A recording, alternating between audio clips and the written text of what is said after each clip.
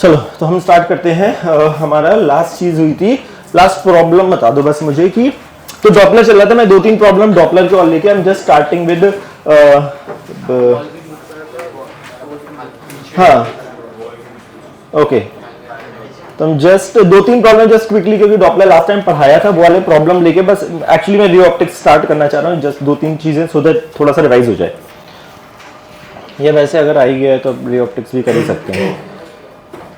चलो 2-3 ही प्रॉब्लम है जो बचे हुए थे वो कर लेते हैं। ओके पहला वाला काइंड ऑफ आसान प्रॉब्लम है, जस्ट रिवाइज हो जाएगा पूरी कहानी। ओके तुम अपने हिसाब से काम की चीजें लिखना। यार ये रिकॉर्डिंग स्टार्ट कर दी है क्या उन्होंने? Okay there are two horns H1 and H2 in a car when sounded together. दो हॉर्न है सेम गाड़ी में, when sounded together driver records 35 beats in 10 second. जब इनिशियली दोनों को साथ में 35 बीट्स इन 10 सेकेंड, ठीक है, initially with horn H2 blowing and car moving towards a wall with the speed 5 metre per second. अगर हमारे पास ये एक वॉल दी गई है, व्हेन दिस इज मूविंग, मतलब car is moving but only H2 is being blown and car is moving with 5 metre per second, they record a beat frequency of 5। अच्छा तुम्हें अब थोड़ा सा कहानी लिखनी पड़ेगी अपने हिसाब से। मैं एक बार स्टेटमेंट रीड कर रहा हूं। There are two horns H1 H2 in a car when sounded together driver records 35 beats in 10 second with horn 2 blowing and car moving towards a wall with the speed of 5 meter per second so when H2 is blowing and car is moving towards the wall with the speed 5 meter per second, the driver noticed a beat frequency। इस case में जब ये चल रहा है तब beat frequency is given by 5, beat frequency is 5। when frequency of H1 is decreased, ये statement में लिख दे रहा हूं, when frequency of H1 is decreased and the beat frequency with two horns sounded together increases। जब हमने ये काम करा beat frequency increases, ये प्रॉब्लम में मेंशन है, beat frequency increases। Calculate the frequency of two horn, speed of sound दिया गया है 332 मीटर पर सेकेंड। ये कहानी है। एक बार मैं पूरी कहानी काम की चीजें सुना दे रहा हूं, ठीक है।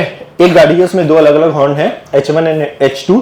जब गाड़ी रुकी हुई है, दोनों हॉर्न को जब हमने साथ में बजाया तो क्या नोटिस करा गया 35 बीट्स इन 10 सेकेंड, ठीक है। फिर गाड़ी अगर 5 मीटर पर सेकेंड से टुवर्ड्स अ वॉल चल रही है और केवल हमने H2 को बजाया तो क्या देखा गया कि बीट फ्रीक्वेंसी है 5, ठीक है। फिर थर्ड सिचुएशन में बोला गया जब हमने फ्रीक्वेंसी इंडिपेंडेंट फ्रीक्वेंसी H1 की कम करी तो ओवरऑल बीट फ्रीक्वेंसी जो भी थी H1 और H2 की मिलाकर वो बढ़ी। फाइंड द इंडिविजुअल हॉर्न की फ्रीक्वेंसी।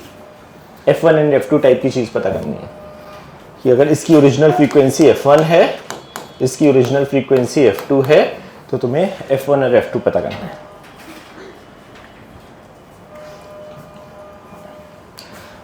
जितनी चीजें लास्ट में बताई गई हैं वो केवल बस बेसिक सा ही प्रॉब्लम है। लास्ट वाली चीज अगर अच्छे से समझ में आई थी, केवल एक जस्ट रिवीजन ऑफ डॉपलर के फॉर्मूले का है यहाँ पे। तो एक बार देख लेते हैं, बहुत बेसिक सा प्रॉब्लम था, मतलब करना यार वही है। हाँ लेट इज राइट, दूसरा आ जाएगा, मतलब एक आ गया तो दूसरा आ जाएगा। हाँ यस ओके कूल।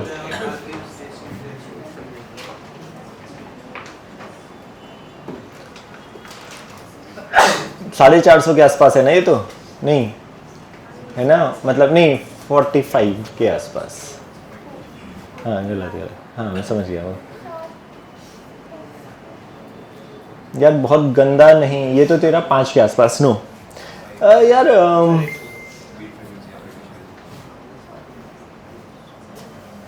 मतलब जो इक्वेशन है बस केवल लिखते जाओ, इसमें बहुत ज्यादा दिमाग लगाने का नहीं, just keep on doing it, that's it. This is right, both are right. पहला क्या है, सेकंड तो सही दिख रहा है। यस ओके कूल यार, आ गया। चलो कूल, चलो फॉर्मूले तो चलो समझ में आ गए अच्छे से, इज्जत से। बहुत लोगों का आ गया आंसर। एक बार मैं समझा दे रहा हूं सो दैट यार इसका केवल बस मतलब था इस पूरी कहानी का कि बीट फ्रीक्वेंसी है 3.5, है ना। इस इंफॉर्मेशन का बस केवल इतना ही यूज किया था, 35 बीट्स इन 10 सेकेंड। तो इनिशियली जब हमने इंडिपेंडेंटली इसको बजा रहे हैं तो हमारी बीट फ्रीक्वेंसी आ रही है 5। तो हमारे पास अगर मैं F1 को बड़ा मान रहा हूं, मतलब पता नहीं अभी F1 बड़ा है कि F2 बड़ा है, तो F1 is equal to F2 plus minus 3.5 होगा। So because we don't know कि अभी कौन सा बड़ा है कौन सा छोटा है ना, ऐसा कुछ होगा। मतलब इन दोनों की बीट फ्रीक्वेंसी 3.5 है, तो समथिंग प्लस होगा या माइनस होगा वो बाद में देखते हैं। जब इंडिपेंडेंटली H2 को बजाया जा रहा है भाई, ये वाले केस में बताया था कि अगर वॉल होती है तो एक मिरर मान लो, वो सब मतलब डायरेक्टली लिख सकते हो, नहीं तो ऑब्जर्वर बिठाओ, उस ऑब्जर्वर को वापस से सोर्स मानो और इसको ऑब्जर्वर, या फिर बेटर तरीका क्या है, यहां पर एक मिरर लगाओ, वो अगर ये 5 मीटर पर सेकंड से चल रहा है तो ये भी 5 से, इसको सोर्स मान लो, इसको ऑब्जर्वर मान लो। तो हमारे पास एपरेंट फ्रीक्वेंसी क्या होती थी, जो फॉर्मूला हमने एफ एपरेंट का पढ़ा था। एक बार देख लो, सारी चीजें मैं रिपीट कर दे रहा हूं।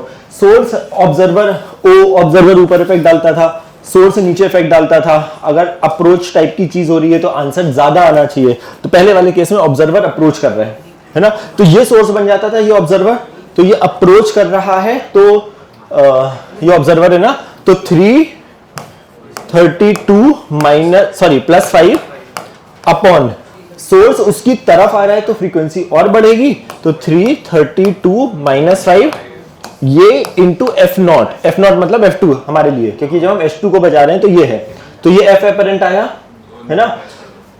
इसकी ओरिजिनल फ्रीक्वेंसी से हम जब माइनस करेंगे विच इज F2, जब हमने केवल H2 बजाया तो हमेशा बीट फ्रीक्वेंसी दो फ्रीक्वेंसी का माइनस है, एक टकरा के वापस आई और जो इसने खुद डायरेक्टली सुनी उसको माइनस करेंगे, क्योंकि ये नंबर बड़ा था तो ये दोनों माइनस करेंगे जब हम, ये हमें प्रॉब्लम में बोला गया है बीट फ्रीक्वेंसी है 5 है ना।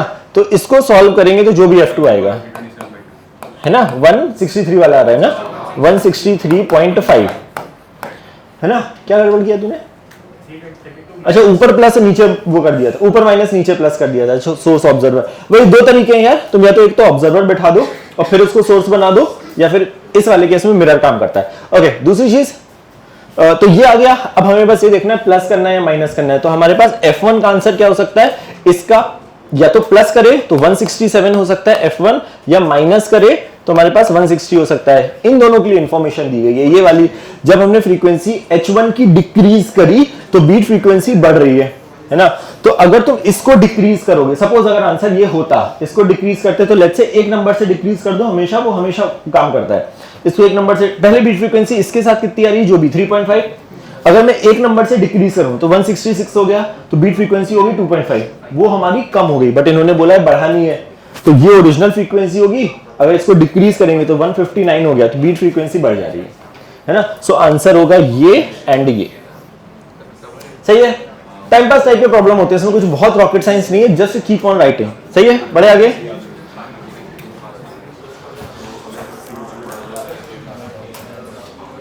ओके, सो जल्दी से quickly, a toy train in a children amusement park फालतू runs on a elliptical orbit having major and minor axes in the ratio.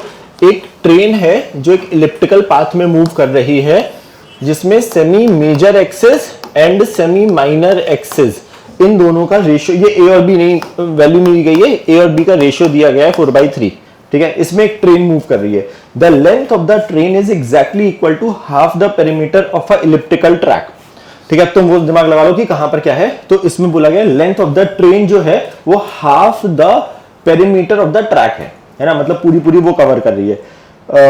And it is moving with the constant speed, जो भी train है उसकी constant speed दी गई है 20 metre per second. The engine sounds a whistle when acceleration is minimum. अच्छा, ये तुम अपने हिसाब से लिखते जाओ। पहला स्टेट जो ये बोला गया है, the engine sounds a whistle when acceleration is minimum, the whistle has a frequency, जो ओरिजिनल फ्रीक्वेंसी व्हिसल की दी गई है वो दी गई है 3460 meter hertz. The speed of sound in air, speed of sound दिया गया है 330 मीटर पर सेकेंड, ठीक है। सारी कहानी है। What frequency of the whistle is received by the passenger in last compartment of the train? दो पार्ट हैं, एक सोचा मतलब, तो फ्रीक्वेंसी जो लास्ट कंपार्टमेंट, मतलब ट्रेन की कुछ एक लेंथ होगी, ट्रेन कंटिन्यूअसली इस पे मूव कर रही है। ट्रेन, दो काम के स्टेटमेंट है इसमें, फिर से रिपीट कर रहा हूं। The engine sounds a whistle when its acceleration is minimum, ठीक है, बाकी सारी इंफॉर्मेशन यहां लिखी है। What frequency of the whistle is received by the passenger in last compartment of the train. Second है what frequency of the whistle received by the passenger sitting in the central compartment of the train. तो train उसकी कुछ length होगी, जब train का acceleration minimum है उस time पर last compartment of the train में जो इंसान बैठा है वो क्या सुनेगा, उस टाइम पर जो इंसान बिल्कुल बीच में बैठा है, ट्रेन की जो भी लेंथ है एग्जैक्टली मिडिल वाला जो कंपार्टमेंट है वहां पर जो पैसेंजर बैठा हुआ है वो क्या सुनेगा। सवाल इज क्लियर, पक्का? जो भी दोनों आंसर बता दो एक बार कि क्या हो रहा होगा।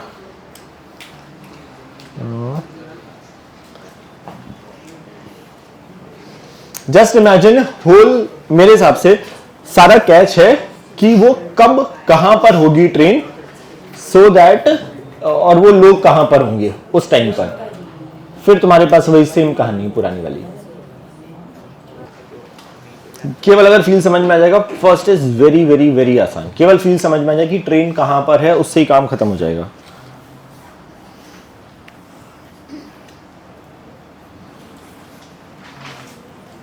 हेम फिर गायब है, हेम कहाँ गायब है आज? फिर तू कहाँ से लेट? तू कहाँ से लेट क्यों? अरे अरे आराम से, अरे चिल।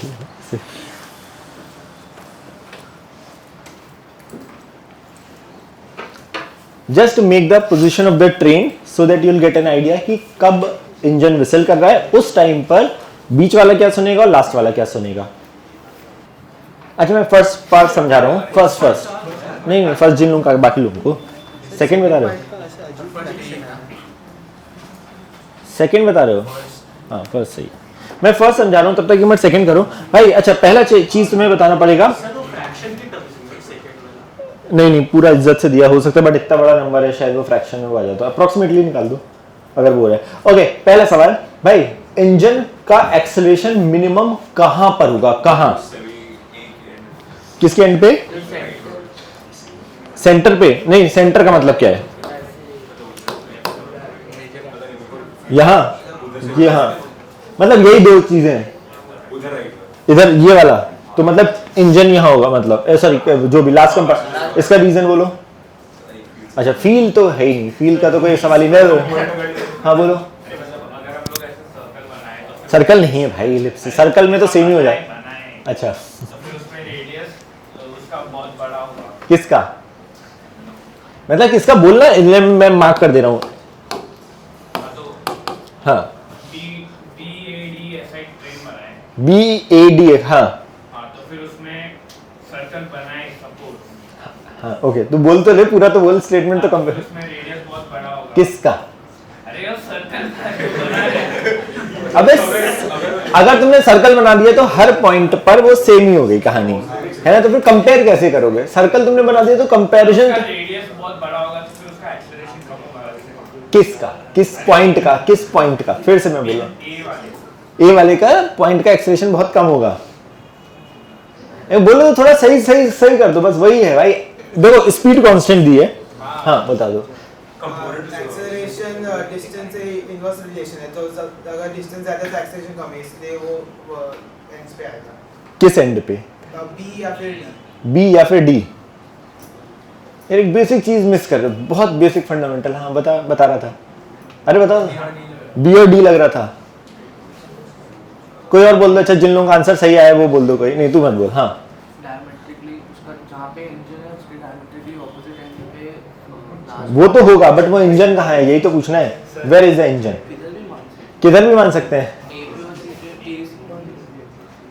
हाँ ऐसे ही कुछ है शायद। सेकंड वाले का आंसर है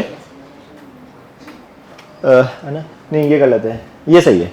ओके एक मिनट भाई, एक चीज पढ़ाई गई है सर्कुलर मोशन में, हर एक छोटू part can be treated like a circle, है ना, जिसका v स्क्वायर बाई आर यार पढ़ाया गया है। This is the acceleration. अगर v हर जगह का सेम है तो r जिसका सबसे ज्यादा है ना, उसका एक्सेलरेशन सबसे कम, उल्टा है, बिल्कुल उल्टा, जो तुम बोल रहे हो एग्जैक्टली उल्टा। तो ये ट्रेन जो होगी वो ऐसी होगी, ये है ट्रेन, ये है ट्रेन।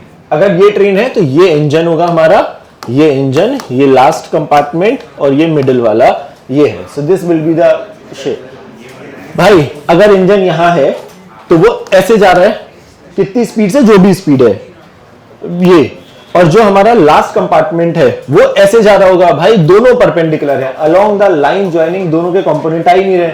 हमने यही लास्ट में बात करी थी, जो v plus minus vo upon v minus plus vs होता था, उसमें हमने vo और vs क्या बोले थे, दीज आर द वेलोसिटी के component along the line joining, एक से है ना, अलोंग द लाइन ज्वाइनिंग। तो कहने से इसकी वेलोसिटी का अलोंग द लाइन ज्वाइनिंग कोई कंपोनेंट नहीं आएगा ना, इसकी वेलोसिटी का अलोंग द लाइन ज्वाइनिंग कोई कंपोनेंट आएगा, क्योंकि वो 90 डिग्री वाली कहानी है। तो पहले वाले पार्ट का आंसर तो केवल यही हो जाएगा।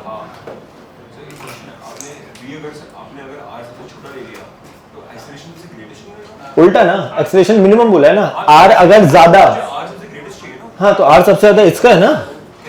अरे more flatter the thing is radius is more. अबे ये छोटू अर्थ का ये तो फील से नहीं पता लग रहा है। Second, okay cool. सुना, अब सेकंड पार्ट हमें अगर पोजीशन पता लग गई तो जो इंसान यहां पर है ना, वो क्या सुनेगा, ये तो बहुत आसान, यही वाला स्टेटमेंट बोला है, v plus minus vo upon v minus plus vs, but vo and vs are the component of observers velocity या सोर्स वेलोसिटी के अलोंग द लाइन ज्वाइनिंग। मतलब हमें यहां पर एक ये लाइन बनाई है which is along the line joining, जो हमारा मिडिल वाला है वो जा कैसे रहा है, इधर कितनी स्पीड से, स्पीड हर एक चीज की सेम है तो वो तो bc फिक्स है। ये जो इंजन है ये 20 से जा रहा है इधर, ये भी सही। ये एंगल को अगर मैं,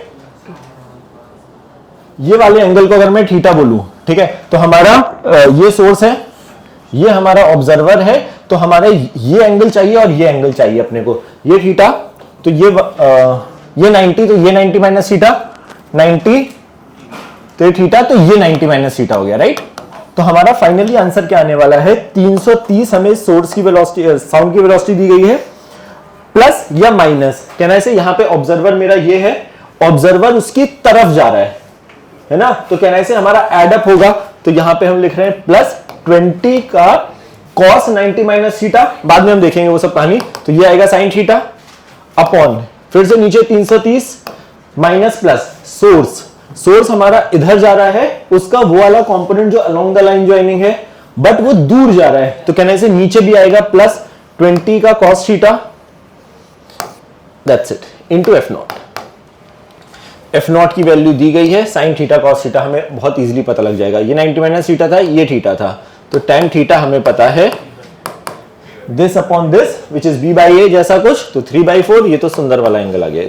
तो थीटा की वैल्यू आ गई 37, मैं सॉल्व नहीं कर रहा हूं, यहां 37 ये वैल्यू पता है, cos 37 पता है, वैल्यू चिपकाओ, उत्तर आता है 3420। प्लीज जल्दी से कुछ पूछना पूछो, इसी टाइप के बहुत प्रॉब्लम आते हैं जहां पे ये सब फालतू वाली चीजें हैं, तो इसमें केवल यूज केस उस पुरानी वाली चीज का था, एक्सेलरेशन मिनिमम, बट फंडामेंटली कहानी समझ में आ रही क्या है, श्योर, बढ़े आगे।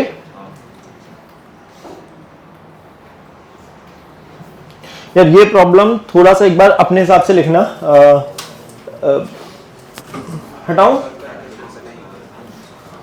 A source of sound is located in a medium in which speed of sound is v। एक सोर्स है, ये किसी मीडियम में लोकेटेड है जहां पर साउंड की velocity is given as v, ठीक है। An observer is located in a medium in which speed of sound is 2v। ये सब बनाया नहीं है, मैं अपने हिसाब से स्किल काम की चीज बना रहा हूं, एक बार पूरा स्टेटमेंट रीड कर रहा हूं। A source of sound is located in a medium in which speed of sound is v and observer is located in a medium in which speed of sound is 2v। मैं बस केवल ऐसे थोड़ा सा, ये v और ये 2v, ये कोई चल नहीं रहा है, इसकी वेलोसिटी नहीं है, दोनों जगह पे ये स्पीड ऑफ साउंड है, जहां पे सोर्स है वहां पे speed of sound is v, जहां ऑब्जर्वर है वहां पे speed of sound is 2v। both the source and observer moving directly towards each other with velocity v by 5। ये प्रॉब्लम में बोला गया है, दोनों v by 5 से एक दूसरे की तरफ मूव हो रहे हैं। The source has a frequency F not, इसकी जो ओरिजिनल फ्रीक्वेंसी दी गई है वो दी गई है एफ नॉट। दो पार्ट है, first part is find the wavelength of the wave in the medium in which observer is located. Lambda किसका बताना है, ऑफ वेव इन विच, यार ये अच्छा प्रॉब्लम है, प्लीज ध्यान से करना। wavelength of wave in a medium in which observer is located, in which observer is located. This is the first part. Second part बोला गया है frequency received by the observer. Second part बोला गया है frequency received by observer.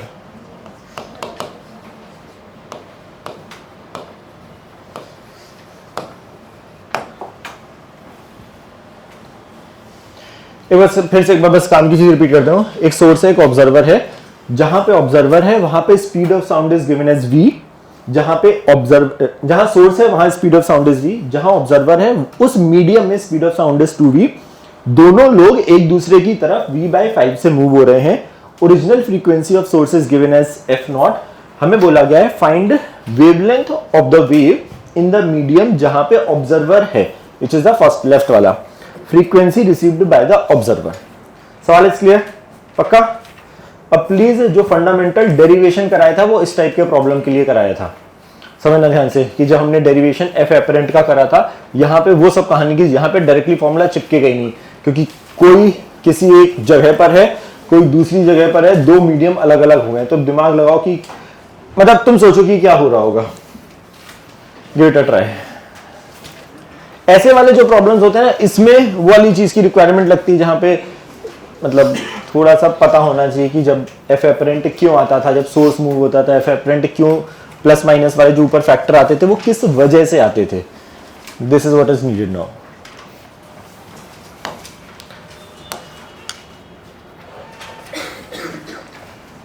वैसे page पलटने से क्या होगा, क्या देखना चाह रहे हो? सबने बड़बड़ आवाज चालू हो गई. क्या मुझसे पूछ लो क्या ड्राइव, लेकिन वो ऐसे लगेगा नहीं. थोड़ा सा फील एक बार कर लो. अच्छा देख लो, मतलब पेज तो पलट लो, बट ये काम घर पे नहीं होना चाहिए सारा.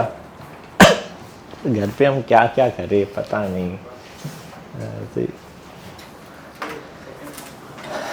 सेकंड यार बिना पहले के सेकंड आएगा नहीं. तुम कर, मैं बता देता हूँ वैसे सही है कि गलत है. नो गलत है. वो करना पहले ही करना पड़ेगा, नहीं तो वो क्योंकि यहां से प्रोड्यूस हुई है वो फिर वहां पहुंच रही है. फर्स्ट वाला नो गलत. एक मिनट. आंसर में अच्छा ये हो सकता है बट ये नहीं है आंसर. ओके ठीक है. हाँ यार वही मैं बोल रहा हूँ, वो डायरेक्टली तो अगर फॉर्मूला चिपकाने की कोशिश करना चाह रही है तो नहीं काम करेगा, क्योंकि मीडियम चेंज हो रहा है. तो एक ने वेव प्रोड्यूस करी और फिर सपोज मैंने वेव प्रोड्यूस करी एयर में और वो पानी में चली गई, समथिंग लाइक दैट, है ना. तो वो डायरेक्टली फॉर्मूले काम नहीं करेंगे. अब क्या काम करेगा कि फंडामेंटली जब सोर्स मूव होता था तो कैसे क्या चीज़ चेंज हो रही होती थी. फर्स्ट में फैक्टर है तेरा. अच्छा मैं एक छोटी सी हिंट दे. हाँ यस, फ्रीक्वेंसी कांस्टेंट रहता है किसका, जब हमारी एक इंडिपेंडेंट वेव है, कोई उसको ऑब्जर्व नहीं कर रहा है कि मैंने वेव प्रोड्यूस करी, है ना, मैं कितनी तेजी से कर रहा हूं, मैं चल रहा हूं नहीं चल रहा हूं उससे मतलब नहीं. जो मैंने वेव प्रोड्यूस कर दी वो अगर किसी दूसरे मीडियम में जाएगी तो फ्रीक्वेंसी कांस्टेंट रहेगा. बट लेकिन उसको कोई सुन रहा होगा जो कि खुद चल रहा है नहीं चल रहा है, तो फिर उसके लिए चेंज हो जाएगा, which is the second part. No वो अभी जो भी तुम्हें करना है ना. तो वो जो तुम पूछ रहे हो वो है केवल इंडिपेंडेंटली सोर्स की जो फ्रीक्वेंसी है, जो वेव की फ्रीक्वेंसी. सॉरी फर्स्ट पार्ट नहीं गलत. अच्छा मैं छोटी सी बस हिंट ये दे रहा हूं. ये समझो, अगर तुम्हें याद हो सोर्स जब मूव होता था ऑब्जर्वर रुका हुआ है, इसको भूल जाओ एक मिनट. एक ऑब्जर्वर रुका है, एक सोर्स मूव हो रहा है. सोर्स ने एक वेव प्रोड्यूस करी, ठीक है, एक छोटी सी पल्स आई, वो पल्स आगे जा रही है किसके हिसाब से, जो भी उसकी स्पीड है उसके हिसाब से जा रही है. उतनी देर में अगर सोर्स मूव करता था तो सोर्स अगर टी टाइम में वेव कुछ आगे बढ़ी तो वो माइनस, तो उसमें क्या चेंज होता था, लैम्डा, है ना. अब दिमाग लगाओ कि अगर इसने प्रोड्यूस करी होगी, क्योंकि पहले पार्ट में यही तो बोला गया है कि lambda of the wave in the medium जहां पे ऑब्जर्वर लोकेटेड है, तो उसको सोर्स से मतलब ही नहीं है. Observer is located, source is located. एक मिनट, पहले वाले में सोर्स इज लोकेटेड बोला था कि ऑब्जर्वर, सॉरी हाँ ऑब्जर्वर इज लोकेटेड ये. ओके हाँ सेकंड वाले में ही बताना है, बट आइडिया वहां से. ये फर्स्ट पार्ट नो क्या मैं बताऊंगा. नो, ये कट तो नहीं रहा है ना? नहीं तो फिर नो। अभी भी नहीं, इतना पास आगे भी नहीं दिख रहा क्या लिखा है फैक्टर, अभी भी नहीं दिख रहा है क्या है V, तो 2 पहले लिखना, ओ V2 नहीं तो भी गलत है, मतलब ऐसा नहीं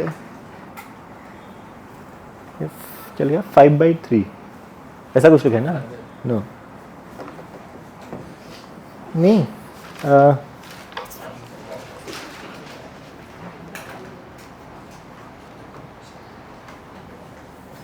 मैं बताऊं क्या? अच्छा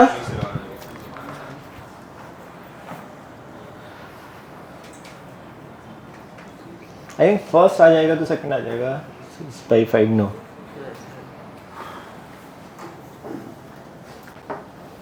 वन बाई 5 नो।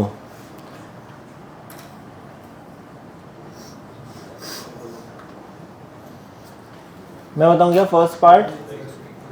हिंट फिर से यही है कि पहले, अच्छा थोड़ा सा स्टेप समझाता हूं एक बार, उसके बाद ट्राई करने की कोशिश करना, क्योंकि ऑब्जर्वर में ही, अच्छा तो दोनों चीजें उधर ही पे ही पूछी गई हैं। सोर्स अगर सपोज ऑब्जर्वर नहीं होता, सोर्स तो मूव कर ही रहा है ना? अगर सोर्स नहीं मूव करता तो V equal to F lambda directly काम करता, जहां पे V का काम करता V, F का काम करता F नॉट और लैम्डा का काम करता लैम्डा। नहीं पहले मैं स्टेप समझा रहा हूँ कि अगर वो 2V नहीं होता तो सोर्स तो अपना वेव प्रोड्यूस कर ही सकता है ना, तो उसके लिए जो V equal to F lambda काम करता, अगर सोर्स नहीं मूव होता तो V का काम करता V, अगर सोर्स नहीं मूव होता F का काम करता F नॉट और लैम्डा का काम करता लैम्डा, तो लैम्डा आ जाता अपना इज्जत से जो भी। बट अगर एक टाइम पीरियड में सोर्स मूव हो गया, कितना मूव होगा? अपनी स्पीड के हिसाब से व्हाटएवर V/5 × T जैसा कुछ मूव होगा, नो है ना? तो कहना है इसके लिए एक लैम्डा एपरेंट कुछ आएगा, इसके लिए सोर्स के लिए, फिर वो लैम्डा एपरेंट लेके दूसरे मीडियम में घुसा। जब एक मीडियम से दूसरे मीडियम में वेव घुसती है तब उसकी फ्रीक्वेंसी सेम रहती है। कौन सी फ्रीक्वेंसी? F नॉट की बात नहीं हो रही, क्योंकि उसका F है ना, जो भी फ्रीक्वेंसी आई होगी वो चेंज नहीं होगी, और फिर वो नए मीडियम में जाएगी। अब नए मीडियम में क्या है? वेलोसिटी चेंज हो गई इस साउंड की, है ना? तो दोनों जगह पे फ्रीक्वेंसी, पहले जो नई आई है और जो बाद में नई आएगी, दोनों की फ्रीक्वेंसी सेम कर दो। फ्रीक्वेंसी मतलब V/λ दोनों का सेम कर दो। ऐसी कुछ कहानी है। मैं थोड़ा सा जल्दी बोला है। 35/9 वही किया है तो पता नहीं, मतलब देखूं एक बार मैं स्टार्टिंग से समझाना पड़ेगा कहां से कहां स्टार्ट हुई स्टोरी तेरी। ओके, फॉर्मूला तो यार दो मीडियम अलग अलग हुए, इसमें फॉर्मूला तो डायरेक्टली काम नहीं है। Which formula you are saying? Lambda apparent का तो विच फॉर्मूला, विच ये तो बताओ। तो वही एफ एपरेंट का फॉर्मूला है, वो भी है जब दोनों ऑब्जेक्ट एक ही मीडियम में होते हैं और सोर्स और ऑब्जर्वर मूव कर रहा होता है तब, है ना? तो यहाँ पे एक तो दोनों अलग अलग हैं और हमने एफ एपरेंट जैसा फॉर्मूला नहीं। ये फर्स्ट पार्ट का answer, this is right, very good. अब आ गया तेरा।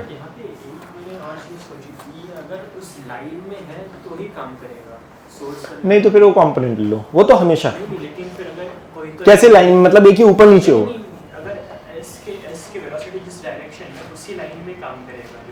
हाँ, क्योंकि वो लैम्डा, क्योंकि अगर वो ऐसे जा रहा है तो बहुत अजीब सा हो जाएगा, फिर वो कंपोनेंट लेना पड़ेगा, क्योंकि वेलोसिटी का कंपोनेंट जैसा आएगा क्योंकि वो चेंज क्या हो रहा था, हाँ मतलब वो कुछ अजीब सा हो जाएगा फिर। हाँ आगे बोल देगी तू फैक्टर 4/3 नो।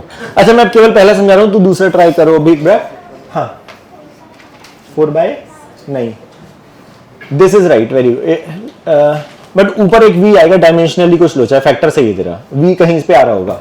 ओ वेरी गुड, कूल यार। अच्छा पहला सवाल, इनिशियली अच्छा जब सोर्स रुका हुआ होता है तो जो v is equal to F lambda होता है वो क्या होता है? v speed of the wave sound is equal to F naught into whatever be, जिसका जो भी लैम्डा रहा होगा।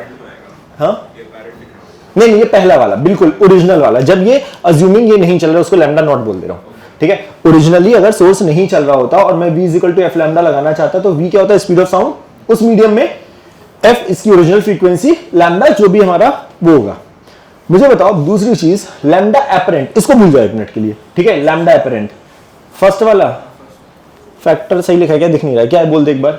Yes very good, cool. Second आ ही जाएगा ये, हाँ आई थिंक राइट। ओके सुनना ध्यान से, मुझे बताओ अब ये लैम्डा नॉट है, हमने लैम्डा एपरेंट याद है? पहला वाला लैम्डा एपरेंट क्या पढ़ा था हमने? लैम्डा पढ़ा था जो भी उसका ओरिजिनल लैम्डा था माइनस एक टाइम पीरियड में ये जितना आगे भाग गया, याद आ रहा है? तो इसका ओरिजिनल लैम्डा जिसको मैंने लैम्डा नॉट बोला है, और एक टाइम पीरियड में कितना भाग जाएगा, इसकी खुद की स्पीड इंटू कैपिटल टी, इसकी खुद की स्पीड इंटू कैपिटल टी जैसा कुछ। समझ में आ रही कहानी? पक्का? तो अब देखो यहां से लैम्डा एपरेंट कितना आ रहा है। मैं सारी चीजें मैं v और अच्छा यहां पे t इज इक्वल टू है 1/f0 है ना, जहां जहां पे जरूरत पड़ेगी हम रिप्लेस करते चले जाएंगे, ठीक है चलेगा। तो अब देखो यहां पे इसको 1/f0 लैम्डा नॉट को लिख रहा हूं v upon f0 minus v upon 5 और t की जगह लिख रहा हूं जो ओरिजिनल इसका f0 है। यहां तक सही? तो कहना है लैम्डा एपरेंट आ गया 1 माइनस 1/5, तो 4/5 v बाय f0 टाइप का फैक्टर, ये आ गया लैम्डा एपरेंट। बट अगेन उसका, तो ये हमारा कब आया इस मीडियम में। अब क्या तकलीफ है, ये इधर से इधर जा रहा है। हमने क्या बोला है, जब एक वेव एक मीडियम से दूसरे मीडियम में जाती है उसकी फ्रीक्वेंसी नेवर चेंजेस, है ना? पक्का? ये समझ में आता है ना, फ्रीक्वेंसी चेंज नहीं होती, क्योंकि फ्रीक्वेंसी मीडियम की प्रॉपर्टी है, सोर्स की प्रॉपर्टी है, एंड स्पीड हमारी मीडियम की प्रॉपर्टी है। तो अगर यहां से यहां जाने में अगर फ्रीक्वेंसी चेंज नहीं हो रही है तो f इज इक्वल टू होता है v बाय लैम्डा। मतलब इस जगह पर जो भी स्पीड ऑफ साउंड है, इसने जब एक बार साउंड प्रोड्यूस कर दी उसके बाद जो वेव है वो इतने से ही चल रही है, उसको इससे मतलब नहीं है, उसने अपना लैम्डा एपरेंट निकाल लिया, अब वेव चल रही है इस वेलोसिटी से, तो इसकी फ्रीक्वेंसी क्या हुई, v अपॉन इसका लैम्डा जो कि लैम्डा एपरेंट है। जब इस मीडियम में गया नया वाला वेलोसिटी क्या हो गया वेव का, 2v अपॉन इसका वाला lambda apparent but dash second medium का। तो ये गायब हुआ, ये गायब हुआ, तो lambda dash apparent which is the first part का answer is twice of that which is इसका डबल, तो 8v/5। प्लीज पूछो पूछो पूछो, क्यों क्या कैसे करा है, प्लीज पूछो। पहले एक बार जब ये चल रहा था, ये है नहीं है कोई लेना देना नहीं है, इसने क्योंकि सोर्स मूव हो रहा है इसने अपने करस्पॉन्डिंगली एक लैम्डा एपरेंट निकाला, फिर जब वो वेव यहां से यहां एंटर करी तब उसका फ्रीक्वेंसी सेम रहेगा। तो हमने क्या किया, इधर और इधर पे फ्रीक्वेंसी सेम करा, मतलब दोनों जगह पर v बाय लैम्डा सेम करा, तो इधर का v अपॉन इधर का लैम्डा बराबर इधर का v अपॉन इधर का लैम्डा, तो उससे ये आया। नाउ व्हाट सेकंड पार्ट बता सकते हो अब कैसे करें? हाँ बता, चल बता, यहां से वेलोसिटी कैसे बोल के बता थोड़ा सा। v इज इक्वल टू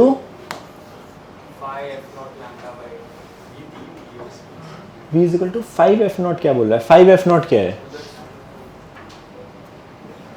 खुद सोचना है। इसमें अब डेरिवेशन, अब उल्टा डेरिवेशन अगर याद आ रहा हो तुम्हें, अगर जब ऑब्जर्वर मूव करता था तब कैसे करते थे डेरिवेशन, याद है? मतलब जो f एपरेंट का डेरिवेशन जब हमारा ऑब्जर्वर मूव करता था, हाँ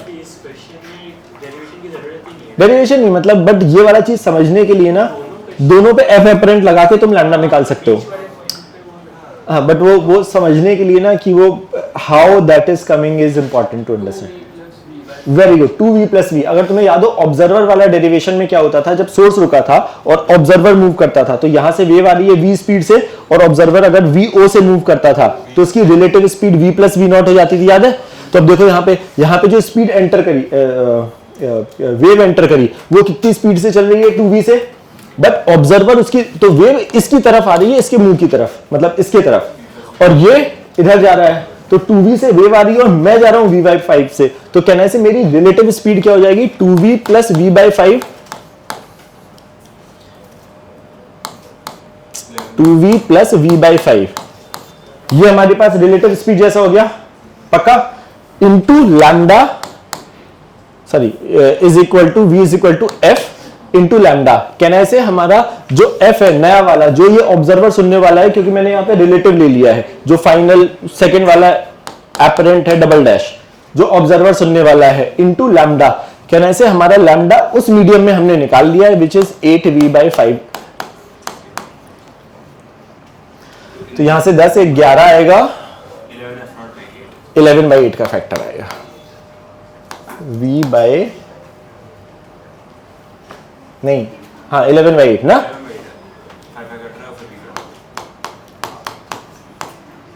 जो भी सेकंड वाला।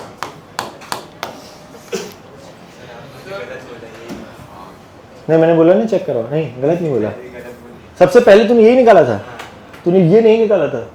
नहीं ध्यान। फ्रीक्वेंसी निकाली फिर उसे उधर से निकाली। ओके, बीच में फ्रीक्वेंसी कैसे निकाली तूने? बीच के पॉइंट को ऑब्जर्वर से यहाँ पे ऑब्जर्वर मान लिया, फिर क्या किया? फिर पहले उसको ऑब्जर्वर माना, फिर बाद में उसको सोर्स लेके, और तूने इसकी फ्रीक्वेंसी निकाली एफ एपरेंट वाला यूज करके। हाँ, तो जो ये वाला चीज है दिस वी कैन डू। हाँ, वहां पे एक ऑब्जर्वर बैठाया और उसकी तुमने एफ एपरेंट निकाला और वो शिफ्ट कर दिया। हाँ हाँ, कर सकते हो मतलब। हाँ, अगर इधर 3V होता 3V होता है ये, तो उधर 12 आता, अगर ये 3V होता, नीचे 12 आता, हाँ मतलब 11F0/12 आता। ओके।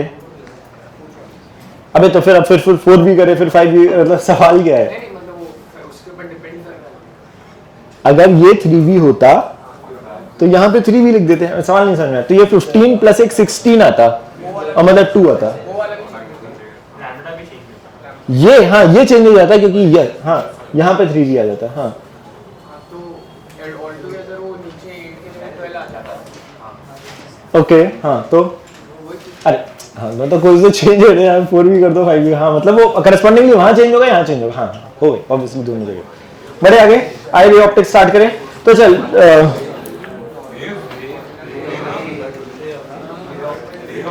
रे ना रे, अच्छा वो सॉरी वे, अब तो तुमने पढ़ लिया वैसे, अब हम ले सकते हैं क्लास चल रहा है ना। हाँ ठीक है ओके।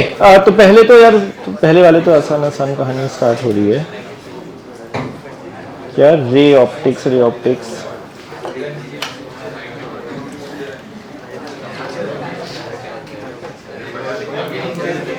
अबे कहाँ गया? Yes okay. ये पहले तो 2-3 ऑब्वियसली बहुत ही बेसिक से प्रॉब्लम है। First 2-3 problems are very fundamental.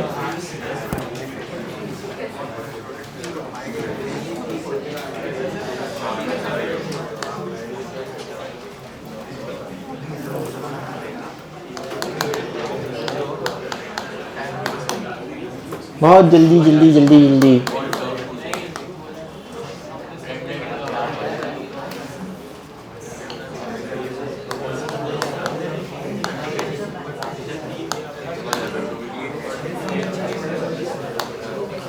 Okay मैं 2-3 तो बहुत ही बेसिक से प्रॉब्लम्स एक बार सुन लो जल्दी से ध्यान से। A man A stands on one side of the mirror, ये एक मिरर है। A man A stand one side of the mirror, a second man B approaches the mirror along a line perpendicular to it which passes through its centre. जैसा diagram दिया है वैसा वाला है कि एक ऑब्जर्वर है, ये एक मूव कर रहा है। At what distance from the mirror will be at the moment when A and B see each other in the mirror. Okay, बहुत ही बेसिक सा प्रॉब्लम क्या है, सारे डायमेंशंस तुम्हें दिए गए हैं, ये एग्जैक्टली मिड पॉइंट है, this is also given that mid point है ये। ठीक है, हमें बोला गया है कि बी की पोजीशन फ्रॉम द मिरर क्या होगी जब ए और बी एक दूसरे को साथ में देखेंगे। मतलब ए और बी एक दूसरे को देख रहे हैं, है ना, टकरा के मिरर, मतलब डायरेक्टली नहीं देख रहे हैं ऑब्वियसली, है ना, ये ऐसे नहीं देख रहे हैं, यहाँ पे कुछ लगा है कर्टेन, तो ये कंटिन्यूअसली मूव कर रहे हैं।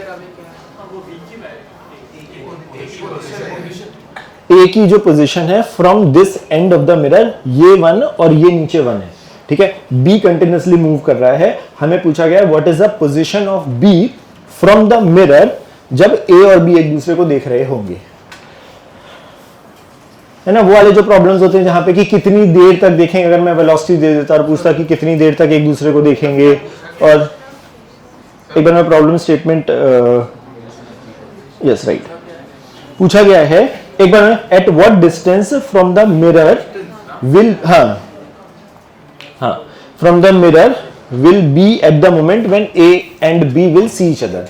बहुत ही बेसिक सा प्रॉब्लम है, इस पे अच्छे से प्रॉब्लम वाले बनते हैं केवल कि जहां पर कितनी देर तक देखेगा, ऐसे वाले प्रॉब्लम्स जो होते हैं। कंसेप्चुअली बस प्लेन मिरर पे बहुत मुश्किल प्रॉब्लम बनते ही नहीं है, देखो, क्योंकि वो फंडामेंटल कहानी क्या है, एक अगर दूसरे को देख रहा है, दूसरा पहले को पक्का देखेगा हमेशा ही, क्योंकि वो रिवर्सिबिलिटी फॉलो कर रहा है। आई गया ना यार, ये तो सबको याद रहना चाहिए। हाँ मतलब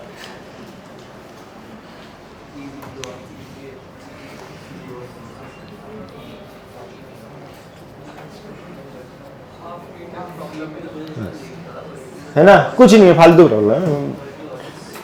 ये इधर से गया, इधर गया, जब ये इसको देखना चाह रहा है एंड पे आया, टकरा के चला गया। मतलब बी यहाँ पे होना चाहिए, दैट्स इट। क्योंकि जब बी यहाँ होगा तो सारे एंगल बस देख लो कि कहाँ पर क्या क्या हो रहे हैं। समझ में आ रहा है? कुछ है नहीं। ये गया, ये थीटा है तो ये थीटा है, ये 1 तो ये 45, तो ये 45, तो ये 45, ये 45, तो ये 45, ये आधा तो ये आधा।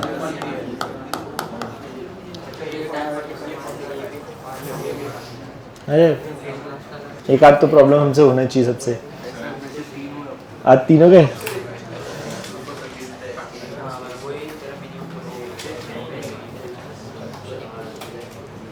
बोलूं अगला?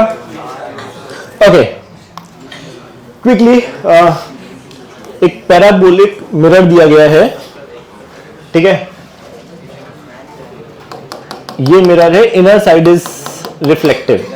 सवाल में बोला गया है you are given a parabolic mirror whose inner surface is silvered, the equation of the curved by its intersection with xy plane is given by, समझना। तो y इस पैराबोला की इक्वेशन दी गई है, y is equal to x²/4। पहली चीज, a ray is traveling in xy plane along the line y is equal to x+3। एक, अच्छा ये हमारा ओरिजिन जैसा कुछ है, ये x एक्सिस, ये y एक्सिस। एक रे ऑफ लाइट आ रही है, जिस रे ऑफ लाइट की इक्वेशन दी गई है y is equal to x+3। एक बार पूरा रीड करो। You are given a parabolic mirror whose inner surface is silvered, the equation of the curve formed by its intersection with xy plane is given by y is equal to x²/4। मतलब parabola की equation है। A ray is traveling in xy plane along a line y is equal to x+3, hits the mirror in second quadrant and gets reflected। Problem में बोला गया second quadrant में टकरा के it gets reflected। Find the unit vector in the reflected ray। Find unit vector in the direction of reflected ray।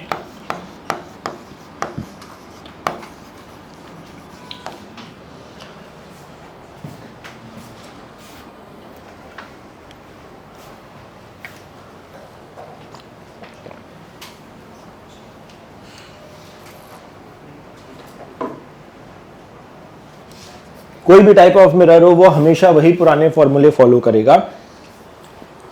Angle of incidence and normal के बीच का जो angle है ना, वो उसके बीच में बराबर होगा। हर बार वही कहानी होगी, है ना। It will always follow this. दो काम करने हैं यार, एक इक्वेशन ये दी है, कहाँ टकराएगा वो पता कर लो, फिर देखो कि क्या एंगल ऑफ इंसिडेंस है, उसके हिसाब से एंगल ऑफ रिफ्लेक्शन पता लग जाएगा, उसके हिसाब आगे ना, आ गया। पहला काम तो बहुत बेसिक मैथ्स है, तब तक मैं वो बता रहा हूँ, but still people who are trying please keep on trying. आ गया ना। पहले तो कहाँ टकराएगा ये तो पता ही करना पड़ेगा, तभी तो हमारे पास वो होगा। कहाँ टकराएगा, इन दोनों इक्वेशन को सॉल्व कर दो यार। y is equal to x+3 है, ये दिया है, इक्वेट कर दो। तो y की जगह डाल रहा हूं मैं x+3, x² minus 4x minus 12 is equal to 0। कितनी वैल्यू आ रही है x की? 6 + 6 और -2। हाँ ओके, हमें सेकंड क्वाड्रेंट प्रॉब्लम में बोल दिया है तो हमारे लिए ये बेकार है। तो x इज इक्वल टू -2 पे टकरा रहा है वो। भाई हमेशा एंगल नॉर्मल से पता करना है, नॉर्मल पता करने के लिए टेंजेंट पता करना है। यार हर बार कहानी वही है, देखो बहुत फंडामेंटल कहानी। जहां पर एक टेंजेंट बन रही होगी, टेंजेंट का स्लोप कहां से आएगा? dy/dx से। इससे dy/dx निकालो, वो हमारा होगा tan थीटा। dy/dx किया तो 2x/4, तो वो आ गया x/2।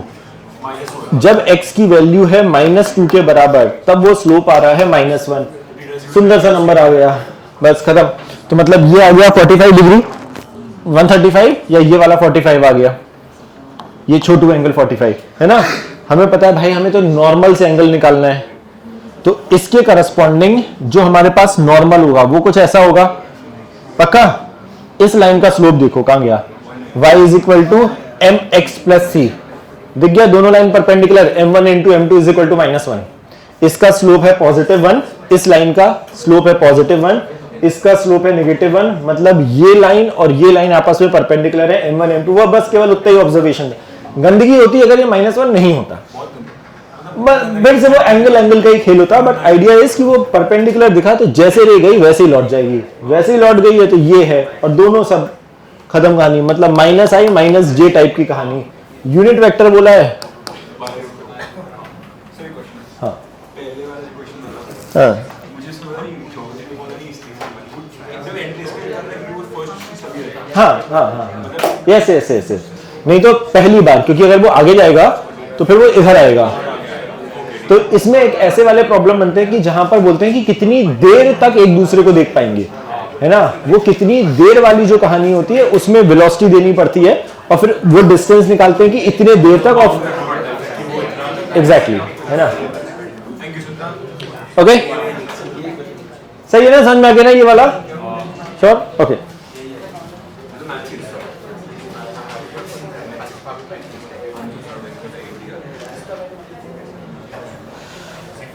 ओके यार, ये सब बहुत ठीक है, चलो एक प्रॉब्लम तो कर ही लेते हैं। ये वाला, an object is moving with the velocity 5 metre per second. ये सब एक वेरिएशन ऑफ प्रॉब्लम उठाया है, केवल 5 metre per second at an angle 60 degree from the principal axis. Distance of object from the mirror is given as 50 centimetre.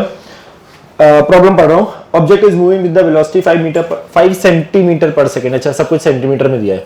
So object is moving with the velocity 5 centimetre per second at an angle 60 degree with respect to the optic axis of a concave mirror of focal length f is equal to दिया है 100 centimetre.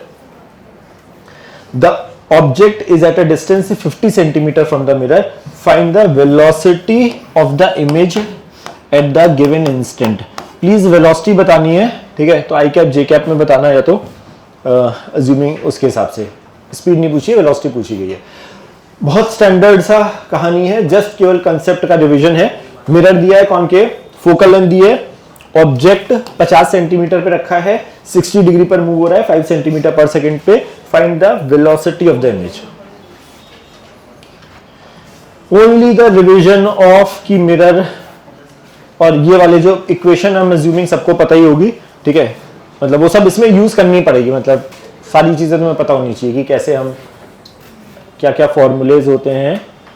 Please जल्दी मत करना, क्योंकि गलतियां इसमें ये वाले चैप्टर में केवल कैलकुलेशन की होती है बहुत ज्यादा।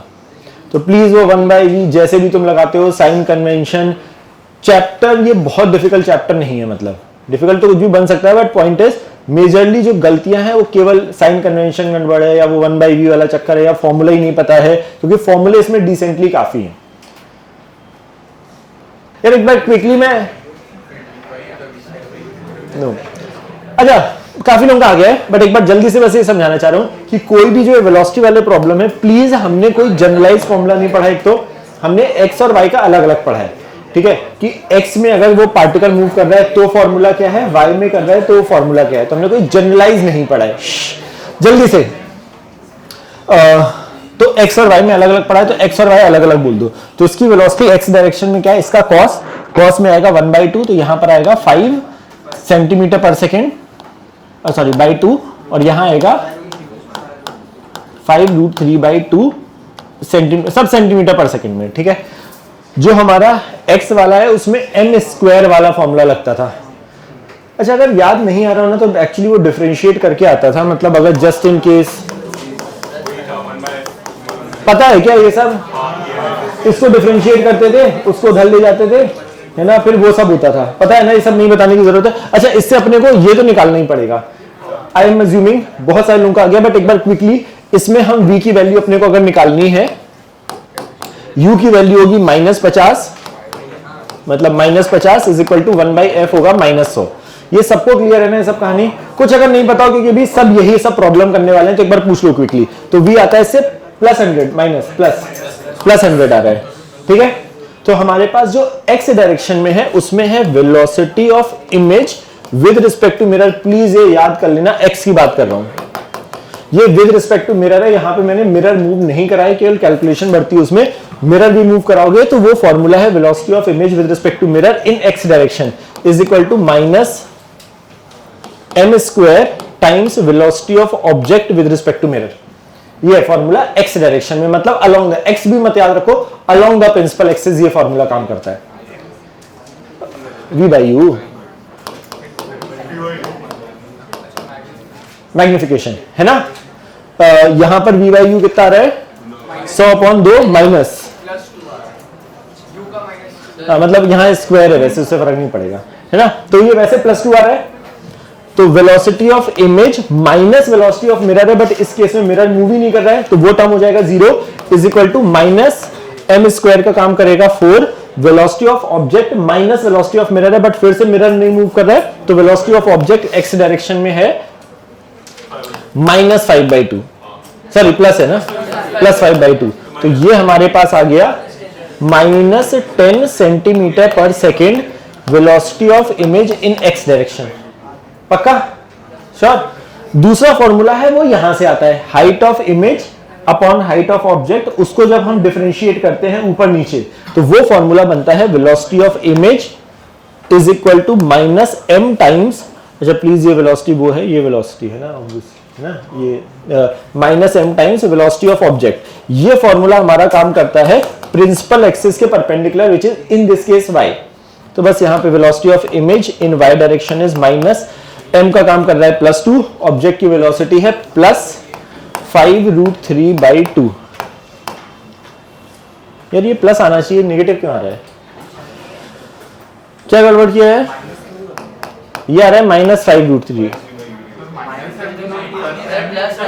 अच्छा ये तो प्लस है, सॉरी HI/HO और वो मल्टीप्लाई हो रहा है ना, तो वो प्लस है, तो ये प्लस, तो ये प्लस, तो हमारा फाइनली उत्तर आ रहा है this much of j cap and this much of i cap. तो फाइनली आंसर जो है हमारा वो है -10 i कैप। प्लीज ये सब प्रॉब्लम्स बहुत मुश्किल नहीं है, जस्ट तमीज से फॉर्मूला पता और ये पूछे बहुत ही जाते हैं, मतलब ये मूव कर रहा है क्योंकि 2 बार अलग अलग चीजें करनी है। ठीक है, बढ़े आगे।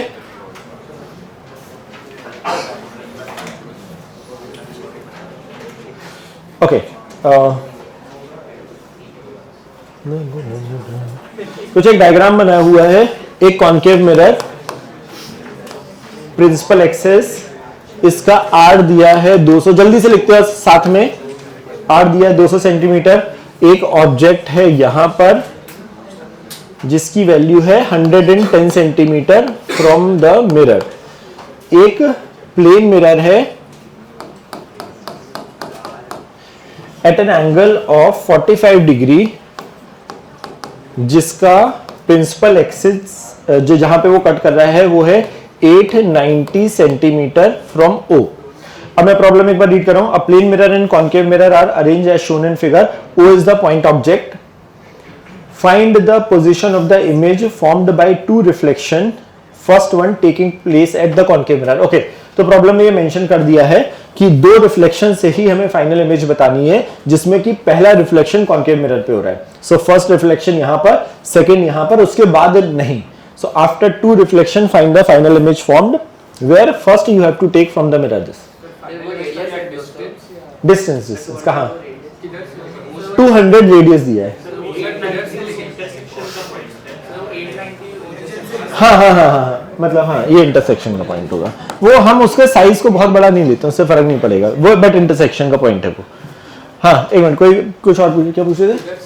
अच्छा, तो मुझे लगता है सेकंड वाले से फाइनल बोला है ना, तो सेकंड के सेंटर से बता सकते हो यहाँ पे, है ना, क्योंकि वो सेकंड वाला रिफ्लेक्शन वहां पर हो रहा है, तुम्हें शिफ्ट करना ही पड़ेगा। तो you can finally tell the answer with respect to the plane mirror के सेंटर से, है ना। पहला ये गिवन है, yes, first reflection is given at the concave mirror हो रहा है, और केवल 2 ही रिफ्लेक्शन हो रहे हैं, ये भी बोला गया है।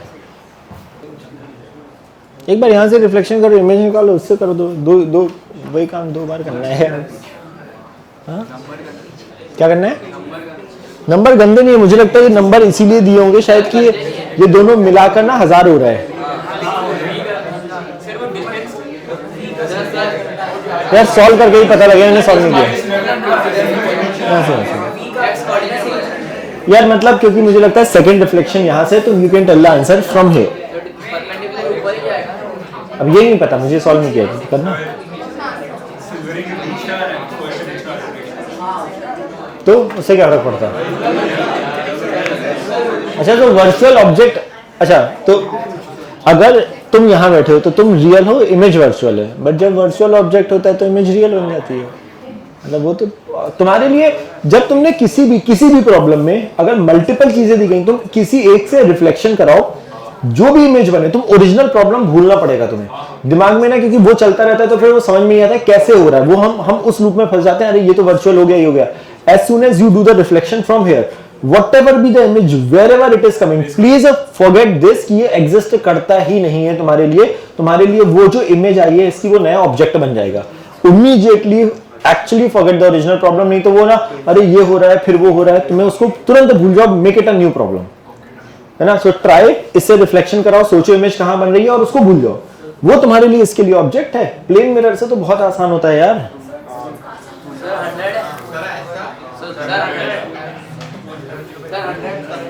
कहां से और कैसे बनाना है वो बना के बता देते हैं। कहां पोजीशन, हाँ नो गलत। अच्छा तुम अपने कॉपी पे जहां पर भी इमेज बन रही है वो तुम ड्रॉ करके दिखा दो कि यहां पर इस डिस्टेंस पे बन रही है, तब वो चेक हो पाएगा। सॉरी, कॉपी पे कहां से, इधर से किधर, नो गलत। तुम प्लीज अगेन फाइनली उस पे इमेज लिखो और उस जगह से डिस्टेंसेस राइट। सर ये यहाँ से सर, नो बहुत छोटी सी गलती है बट गलत है। सर नीचे के सर, एक्सिस से नीचे मत बताओ, उस किसी एक जगह से बताओ, ये हमारा मिरर है या ये लेंस है, जो भी मिरर है कहां पर इमेज। गलत, मतलब कैसे बना रही तू, सही से बनाएगी तो शायद आ जाएगा तेरा, अभी बट गलत आ रहा है। कहाँ है इमेज, फाइनली, वेरी गुड। तो वो इसीलिए मैं बोल रहा हूँ वो सही से नहीं बनाएगी ना तो पता ही नहीं चल रहा है तेरे डायग्राम, तो वो एग्जैक्टली इसके नीचे है। वेरी गुड, ठीक, वेरी गुड, वेरी गुड, सही।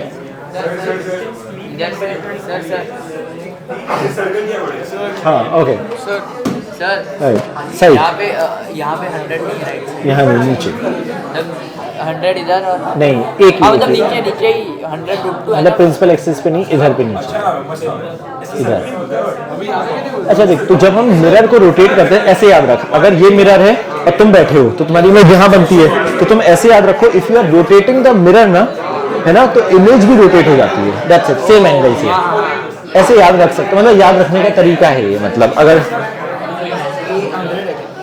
कहाँ पर है, यहाँ पर नहीं, बिल्कुल नीचे आएगी, एग्जैक्टली नीचे, ये सही है, तो वो तेरह नहीं है। ओके, बहुत आसान प्रॉब्लम है यार। सुनो भाई, वो डेटा लिखना पड़ेगा तभी वो क्लियर होगा। सुनो, पहला वाला पार्ट नीचे, यहां से नीचे 100 पे बनती है।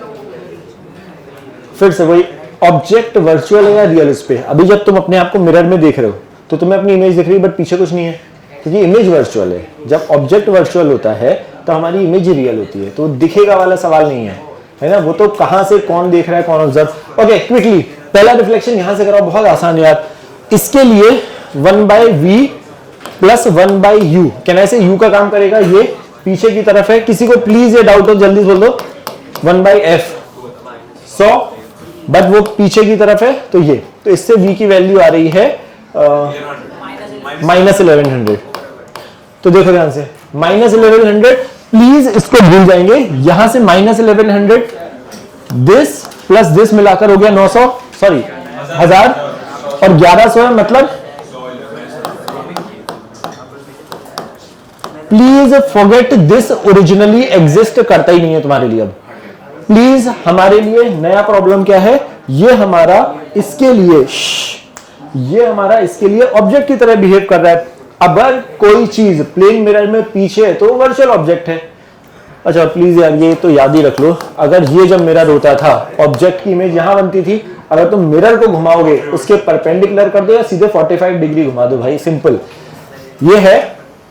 अच्छा वैसे ओरिजिनली चीज करते कैसे थे, हमें यही बताया गया है कि अगर यहां पर एक छोटू सा मिरर लगा है, इट विल मेक अगर यहां पर एक छोटू सा मिरर है, ये रूम में पूरी जगह की इमेज बना रहा है, कौन कहां से देख रहा है उसके हिसाब से मुझे different different part of the room दिखते हैं, है ना। यही तो लॉजिक है कि अगर एक छोटू सा मिरर है, every single object in this room जो सामने है उसकी इमेज बनेगी। पॉइंट ऑफ व्यू हमारा कहां पर है उसके हिसाब से चेंज होगा। तो आइडिया क्या होता था, परपेंडिकुलर डिस्टेंस की, अगर मिरर एग्जिस्ट कर रहा है या नहीं उसकी एक परपेंडिकुलर लाइन ड्रॉ करो, जितनी ये डिस्टेंस है उतनी डिस्टेंस पे ये बनता है। तरीका ये होता है, बट सोचने का बेटर तरीका क्या है भाई, यहां से अगर 100 पर है ना, जैसे इसमें यहां से यहां इमेज बनती थी, अगर तुम इसको रोटेट करोगे तो एग्जैक्टली जितने एंगल से जैसे रोटेट करो उतने एंगल से इमेज को भी रोटेट कर दो, दैट्स इट। तो अगर ये मिरर सीधा होता, अगर तुमने उसको 45 डिग्री रोटेट किया है तो इमेज, अगर ये सीधा होता तो इमेज यहां बन रही थी 100 पर, अगर तुमने उसको 45 डिग्री रोटेट किया तो इसको भी 45 डिग्री रोटेट कर दो, तो वो एग्जैक्टली सेम डिस्टेंस पे आती है, इसलिए वो एग्जैक्टली नीचे आएगी और 100 सेंटीमीटर नीचे आएगी यहां पर फाइनल इमेज। डायरेक्टली सोच सकते हो, मतलब ये वाले प्रॉब्लम करिए ना, एक बार मिरर को रोटेट करते हैं, एक बार ऑब्जेक्ट को रोटेट करते हैं, तो बताओ वो कितने से घूमेगा, वो वाले जो प्रॉब्लम्स, वही लॉजिक है। जस्ट मिरर को टेढ़ा करा, उसका तो कोई बहुत ज्यादा यूज केस है भी नहीं। तो बस सोच लो कि जितना अगर उसको मिरर ऐसे के ऐसे करा है तो इमेज को यहाँ से यहाँ चिपका दो, दैट्स इट, सेम डिस्टेंस पे। श्योर?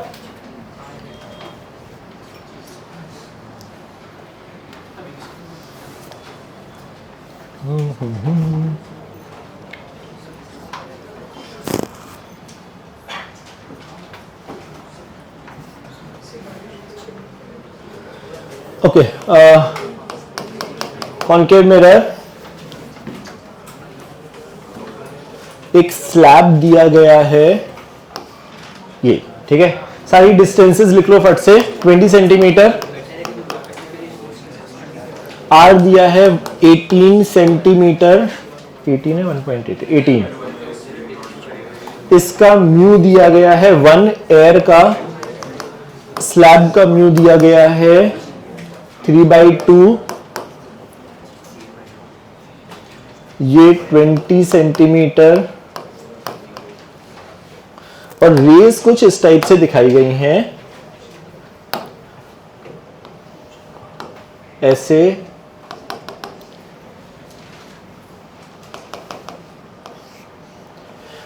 रेस कुछ इस टाइप से आ रही हैं कि अगर ये नहीं होता तो रेज यहां पर आकर मिलती है, और ये नंबर दिया गया है 10 वापस से,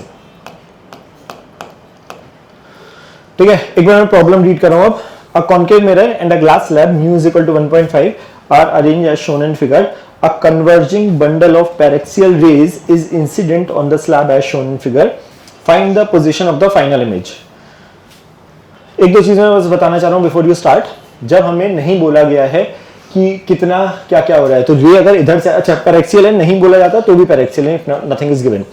रे आई, इससे कुछ होगा, इससे टकराएगी, फिर लौटेगी। प्लीज ये ध्यान रखना, नॉर्मली मिस आउट होता है, ये कर देते हैं, ये कर देते हैं। अगर कुछ नहीं बोला है तो क्योंकि ये मिरर है, रे उधर नहीं जा सकती है, तो रे यहां से लौटेगी और फिर से इससे टकराएगी, है ना। तो लोग नॉर्मली ये तीसरा पार्ट मिस करते हैं, जस्ट इंश्योरिंग इससे कराओ, फिर इससे कराओ, फिर रे को लौटाओ, फिर इससे कराओ, तब फाइनल इमेज आएगी जो भी आएगी, ठीक है। क्या फाइनल इमेज का डिस्टेंस बताना है, कहां से बोला तो नहीं गया है। Find the position of the final image, कहीं से ही बता यार। अब आंसर में एक बार देखता हूं, आंसर में क्या लिखा है। फ्रॉम द मिरर है मेरे पास आंसर। अच्छा, so from the mirror final distance बताना।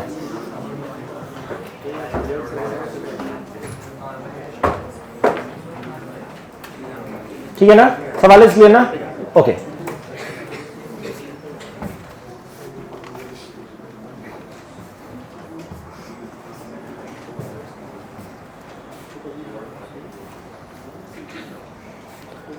स्लैब वाली कहानियां पता है ना, फॉर्मूला और या फिर जो भी।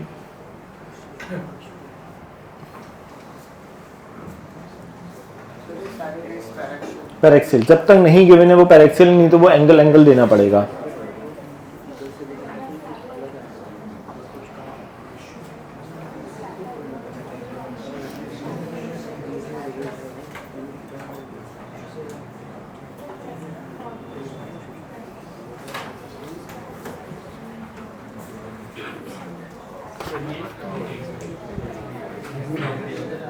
यार डेसिमल में बता दोगे क्या? दिखा एक बार कितना है।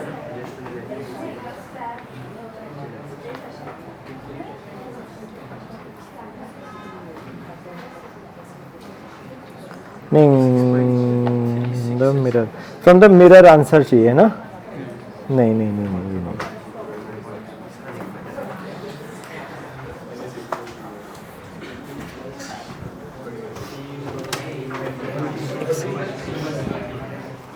हेलो, यस टेल मी।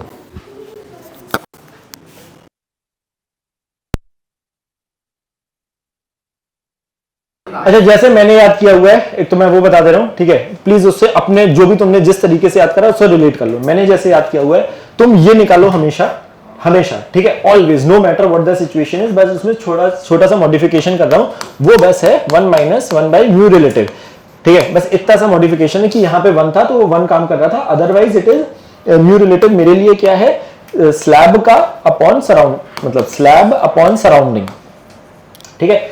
अगर ये नंबर पॉजिटिव आता है, अगर, ठीक है, ये सॉल्व किया, सपोज ये नंबर नेगेटिव भी आ सकता था, मैंने याद किया हुआ है अगर ये नंबर पॉजिटिव आएगा तो shift will always be in the direction of incident रे।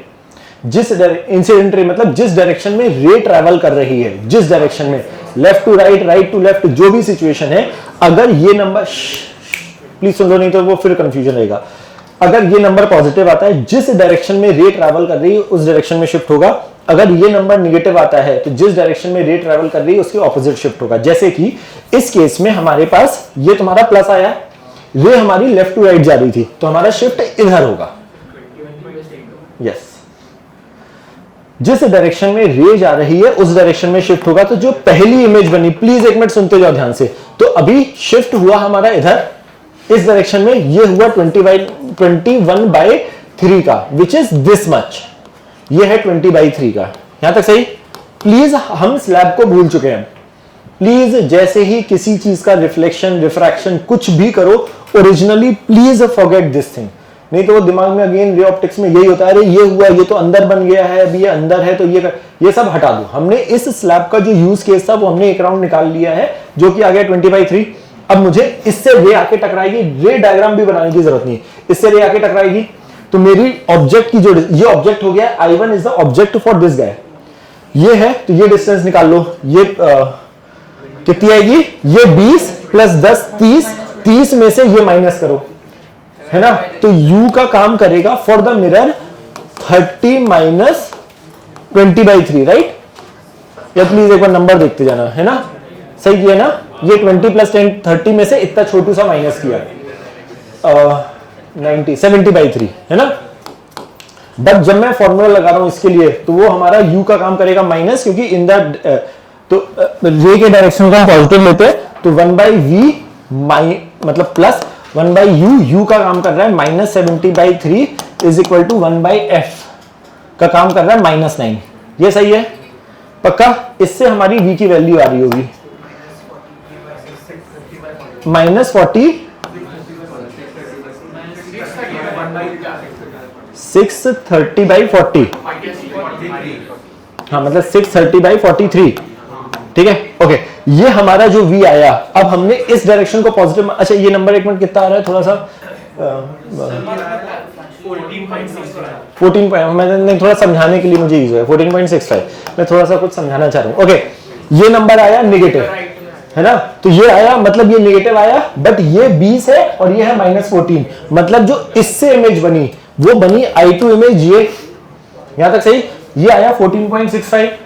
अब हमारी, प्लीज अब इसको भूल जाएंगे, मेरे लिए ऑब्जेक्ट ये है और रे ऐसे यहां से आई, इससे टकराई और फिर ऐसी लौटी ना, क्योंकि मिरर है, अगर लौटी तो अब मेरी रे ट्रैवल कर रही है ऐसे, इसके लिए मैं फिर से डेल्टा निकालूंगा तो डेल्टा फिर से पॉजिटिव ही आएगा, but now my ray is travelling from left to right, तो हमारा शिफ्ट होगा इधर +20/3। तो हमारी ये डिस्टेंस आई है, ये इसमें +20/3 और करेंगे तो -14.65 + 20/3 मतलब जो भी, हाँ मतलब 6.66, ये जो भी नंबर आएगा 22 जितना 21 पॉइंट समथिंग 2, जो भी। एक मिनट पहले तो ये बताओ कंसेप्चुअली ये समझ में आ रहा है, प्लीज स्लैब वाली कहानी में प्लीज बस ये दो चीजें याद रखो, अगर जो भी तुमने याद किया you can just modify according to this statement. If mu relative याद रखना, यहाँ पे म्यू रिलेटिव है, if it is coming out to be positive shift will always be in the direction of incident ray, अगर वो negative आ रहा है तो शिफ्ट एग्जैक्टली ऑपोजिट करो। जैसे मैं यहां पर ये नंबर ना कर दूं 5/3 सराउंडिंग का, तो ये नेगेटिव आ जाएगा एक्चुअली, तब फिर मैं इधर कर दूंगा, है ना, पक्का। बढ़े आगे।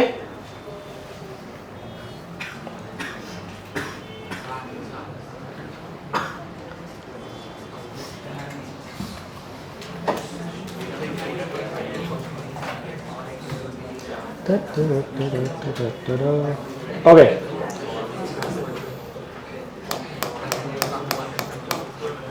मिरर, एक स्लैब,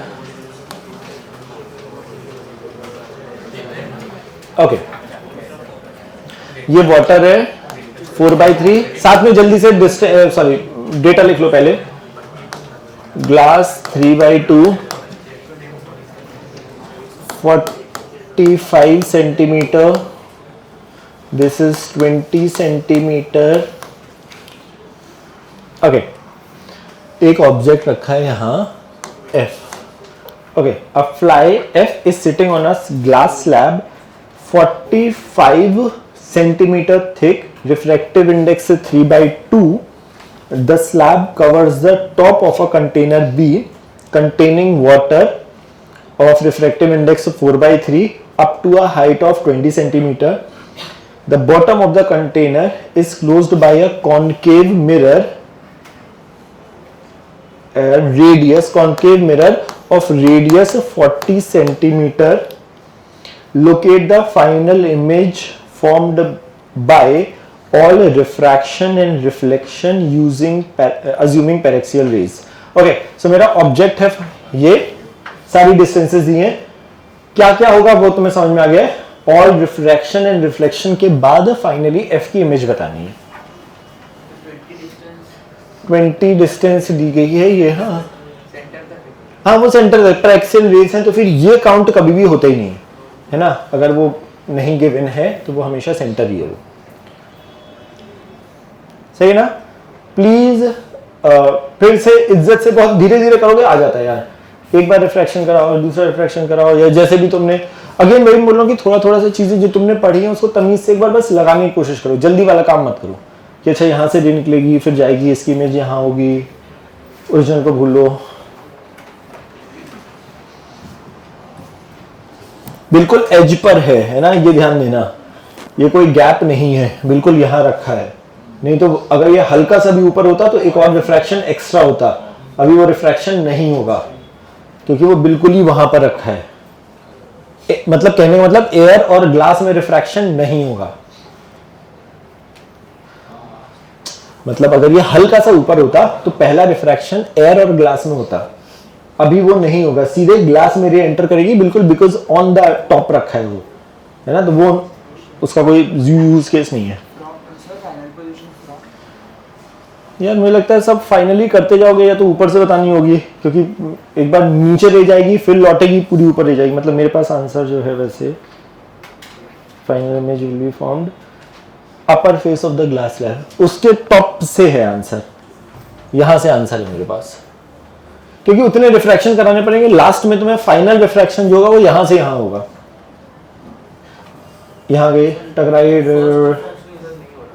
फर्स्ट रिफ्रैक्शन ग्लास में हो रहा है बट ग्लास एंड वाटर में होगा, ग्लास और एयर में नहीं होगा पहले, बट बाद में होगा, है ना, क्योंकि रे पहले एंटर कर रही है ना तो वो सीधे निकल रही, बट जब लौट रही है तब यहां से यहां पे भी निकलेगी, है ना, तो वो बस वो ध्यान रखना। हाँ, यहां नहीं करेगा। अच्छा प्लीज एक बार इसने बोल दिया है तो एक बार सब लोग सुन लो वापस से, यहाँ पे शिफ्ट डायरेक्टली काम नहीं करेगा, बीच में तुम्हें एक पतली सी लेयर माननी पड़ेगी अगर तुम वो शिफ्ट लगाना चाहते हो तो। जो मल्टीपल ग्लास स्लैब वाले प्रॉब्लम्स होते थे, ग्लास स्लैब मतलब अलग अलग वाले, उसमें हम पतली लेयर मानते थे, तो यहाँ पर क्योंकि 1/म्यू करोगे जो, तो उसमें म्यू कौन सा लेना चाह रहे हो, वो म्यू रिलेटिव है, और म्यू रिलेटिव में दिस अपॉन सराउंडिंग, अभी सराउंडिंग में एक जगह ये है एक जगह ये है, तो या तो वो पतला सा एक बीच में एयर मानो तब लगेगा, या फिर इंडिविजुअल रिफ्रैक्शन तो पढ़ा है ना, सो इंडिविजुअल लगा दो कि उतने ज्यादा तो है नहीं, एक लगाना है तुम्हें यहाँ अच्छा एक बार सबको एक बार ये बता दे रहा हूँ, एक बार ट्राई करना, एक बार नो एक बार मैं बस बता दूं कितनी चीजें होंगी। यहां से कोई रिफ्रैक्शन नहीं होगा, एक सेकंड, नहीं यहां से कोई रिफ्रैक्शन नहीं होगा, पहला रिफ्रैक्शन इस पे होगा, ठीक है, फिर मिरर से रिफ्लेक्शन होगा, रे लौटेगी, फिर से रिफ्रैक्शन होगा, फिर यहां से जब रे ऊपर जाएगी एयर में तब एक और रिफ्रैक्शन होगा। इतनी चीजें होंगी। शिफ्ट का फॉर्मूला लगाएंगे तब t को 20 लेंगे या एक मिनट, शिफ्ट का फॉर्मूला इसमें लग सकता है, इसमें तो वैसे ही नहीं लगेगा, यहां पे ये है, यहां नहीं लगेगा। अगर लगाना है शिफ्ट यहां लग सकता है, लौटते में, वो भी जाते में नहीं, लौटते में मतलब टकराने के बाद, क्योंकि तब वो यहां से वहां निकल रहा है, आते में तो लगेगा ही नहीं शिफ्ट। और इसमें तो बिल्कुल मत लगा देना, ये स्लैब है ही नहीं, वो रेक्टेंगुलर स्लैब पे लगता है वो फॉर्मूला। यहां पे जो दूसरी चीज है वो तो कर्व्ड है ना। अच्छा समझ रहे क्या बोल रहा हूं, मतलब तुम जो शिफ्ट बोल रहे हो वो शिफ्ट इसमें ऐसे स्लैब्स में फिर भी लग जाता है, बट तुमने अगर इसके लास्ट वाले को तुमने ये कर दिया, अब नहीं लगेगा, क्योंकि वो कर्व्ड सरफेस हो गई है। तो वो वाला फॉर्मूला यूज करते हैं हमने I is equal to, नहीं हमने एक वाला फॉर्मूला में किया था I is equal to d1 upon k1 plus d2 upon mu2 ये फिर से मैं वही बता रहा हूँ, तो वो ये जब पैरेलल ग्लास स्लैब होते हैं तब काम करता है वो, इसके फार्मूले अच्छा ये नीचे वाला, और वो एक है, मतलब क्यों फिर उसको, मतलब वो मल्टीपल जब हो तब उसका फायदा होता है। यहाँ पे रिफ्रैक्शन हमेशा करेगा, फिर से मैं बोल रहा हूँ कि इंडिविजुअल सरफेस का रिफ्रैक्शन तो हमेशा ही करेगा काम ना, वो क्यों नहीं यूज कर रहे हो। डायरेक्टली फॉर्मूला मत चिपकाओ, मतलब डायरेक्टली अगर वो एग्जैक्टली मैच नहीं हो रहा है। हाँ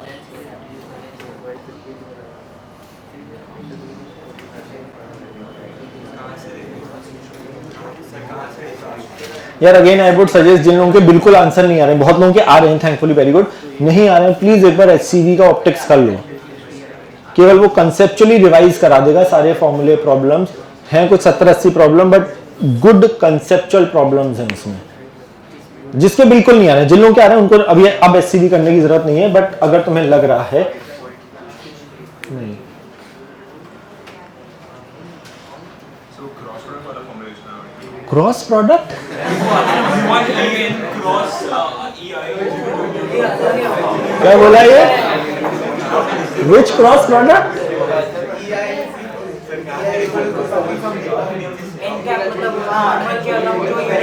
अबे वो रिफ्लेक्टेड रे का formula from the plane mirror कहाँ,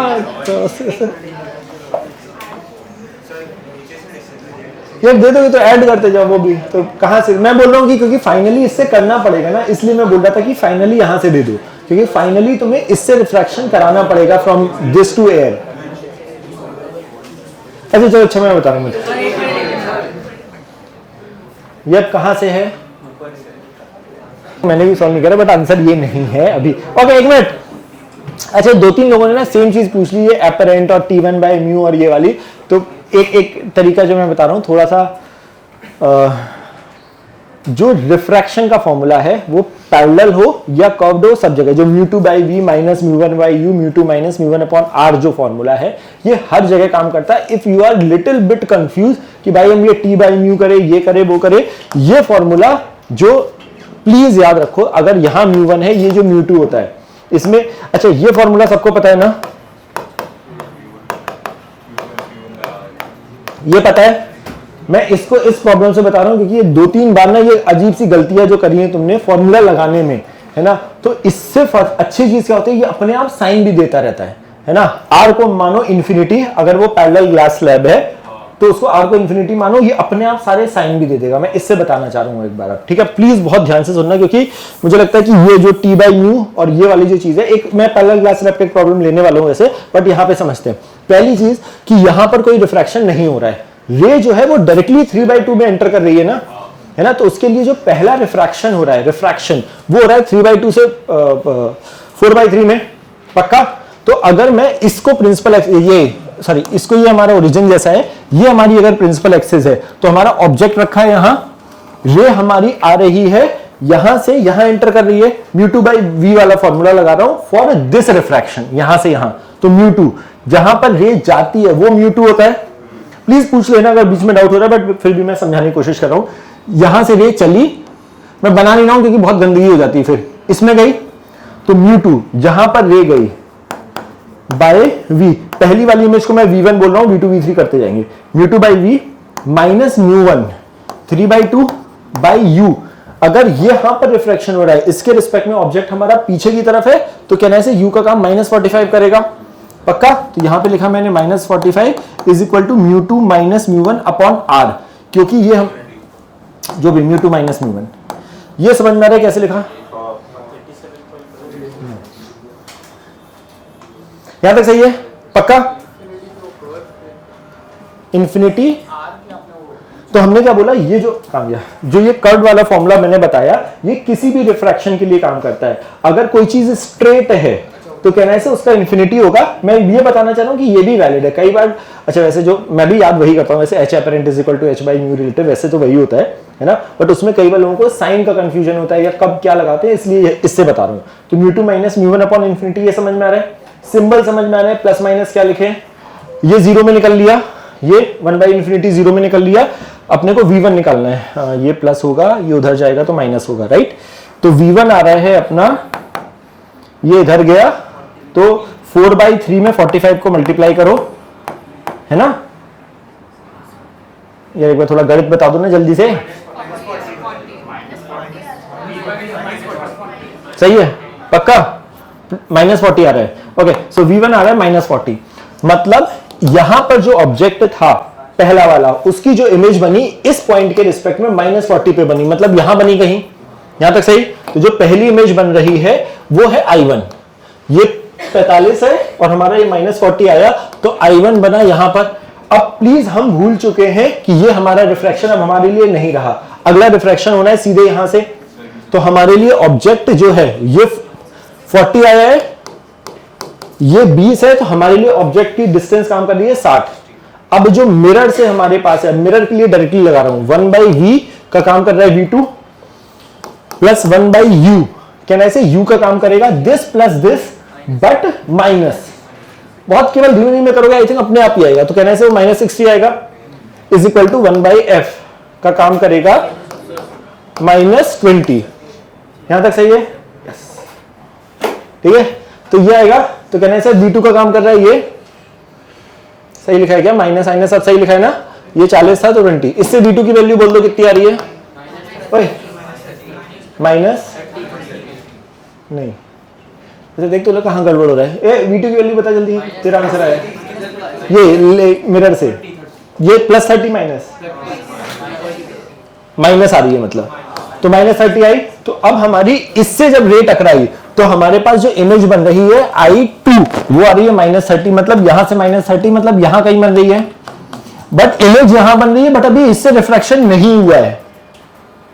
सुनना ध्यान से, ये यहां से ये वाला जो फॉर्मूला लगाया है वो इसके लिए लगाया है ना? तो हमारा आंसर 30 आ रहा है, -30, मतलब इमेज यहां है बट अभी ये वाला रिफ्रैक्शन नहीं हुआ है ना? तो वो प्लस लेना पड़ेगा, बट अभी ये रिफ्रैक्शन अभी ये वाला बाकी है। ठीक, तो अब अगला वाला रिफ्रैक्शन लगा रहा हूं, थर्ड वाला ये सेकंड वाला मिरर का था, फर्स्ट वाला ये था, थर्ड इसको बोल रहा हूं, ये वाले रिफ्रैक्शन को, दैट टू रे when it is going back. ठीक है, फिर से लगा रहा हूं μ2 बाई v वाला फॉर्मूला। तो रे यहां से यहां ट्रेवल कर रही है, तो μ2 का काम करेगा ये, पक्का?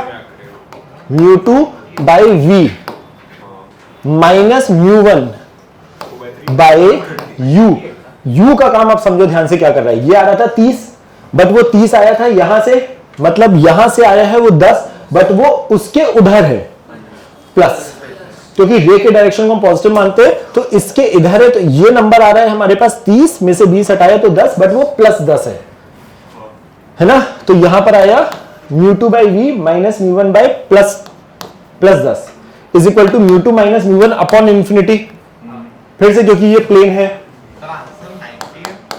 नो है ना? तो यहां से v3 कितना रहा है?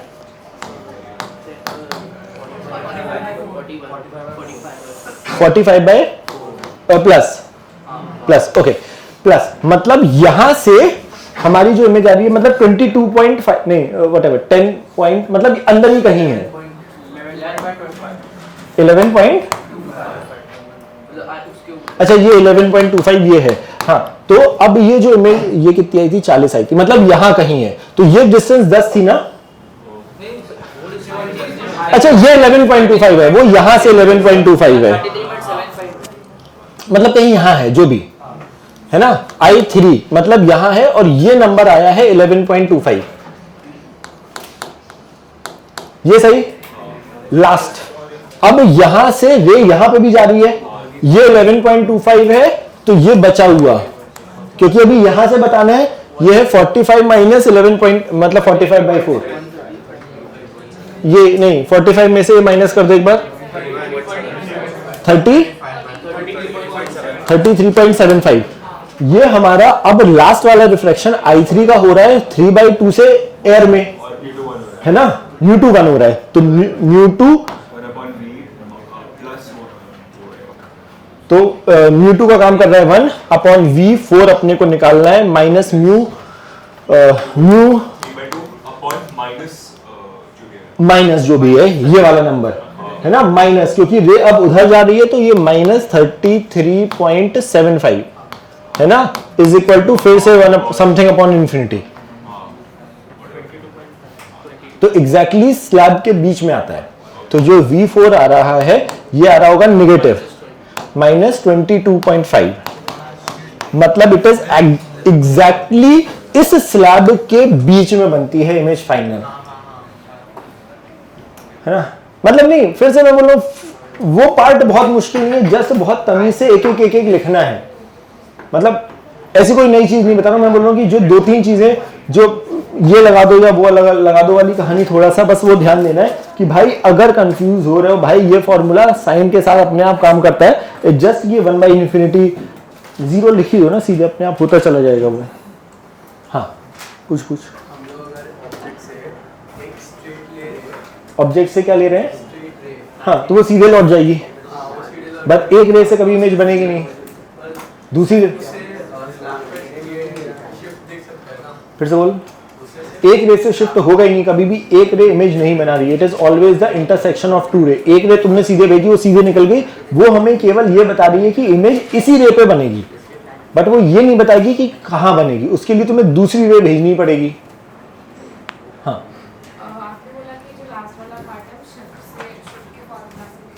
हाँ, H apparent is equal to H by mu. हाँ सर, उससे वो इंटरसेक्शन वाला ये वाला रिलेटिव वाला, तो 2 तरीके हैं, देख अगर ऐसे समय यहां देखिए, एक फील क्या है अच्छी, यहां से रे आई, ये है डेंसर कंपेयर टू दिस, तो यहां पे रे जो आई ये नॉर्मल है, अगर यहां से रे आ रही है, अगर वो रेयर मीडियम में जा रही है तो नॉर्मल से अवे बेंड करेगी, तो वो कुछ ऐसा आएगा, तो अब देख लो इसको पीछे बढ़ा दो, अपने आप कम आ रहा है, तो यहां पर दो, अगर तुम्हें ये पता लग जाए मेरा आंसर 45 से कम आना है या ज्यादा आना है ना, तुम्हारे पास हमेशा H is equal to H apparent is equal to H by mu है। अगर मुझे अपना, और म्यू क्या है, वो म्यू रिलेटिव जैसा है, इन दोनों का रेशियो है, इन दोनों का रेशियो अगर तुम देखो या तो 9/8 है या 8/9 है ना, अगर मुझे पता लग गया भाई मैं डेंसर से रेयर में जा रहा हूं, तो रे हमारी ऐसे जाएगी, तो पीछे बढ़ाने पर वो आंसर मेरा कम आना है।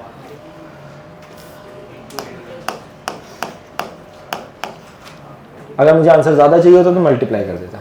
मैं वही बता रहा हूं कि प्लीज अभी इस सब में मत पढ़ो जो तुमने क्लास में पढ़ा है, क्योंकि फिर से कंफ्यूजन हो जाएगा।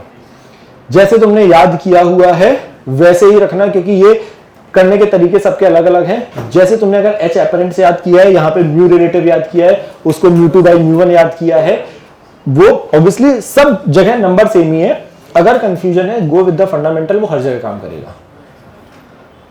बढ़े आगे, किसी को कुछ पूछना है इसमें, कहां पर क्या चीजें क्यों कैसे करी है? सही है, डन। ये रिलेटिव वाली चीज कर सकते हो ऑब्वियसली, जो है ना, तो उसमें क्या है कि तुम वो डेंसर और रेयर वाली कहानी देख लो, है ना, उससे म्यू रिलेटेड। अदरवाइज लोग वैसे याद रखते हैं कि दिस अपॉन दिस कर दो, कहाँ से रे आ रही है, कहाँ पे जा रही है। कंफ्यूजन में हमेशा ये बेटर होता है कि रे कैसे दिख रही है। ओके,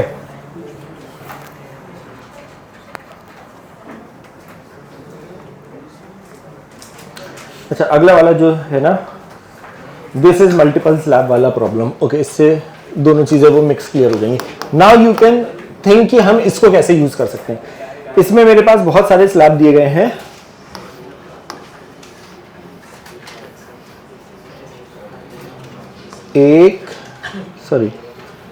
टोटल 3 स्लैब है एक्चुअली, 1 2 एंड 3।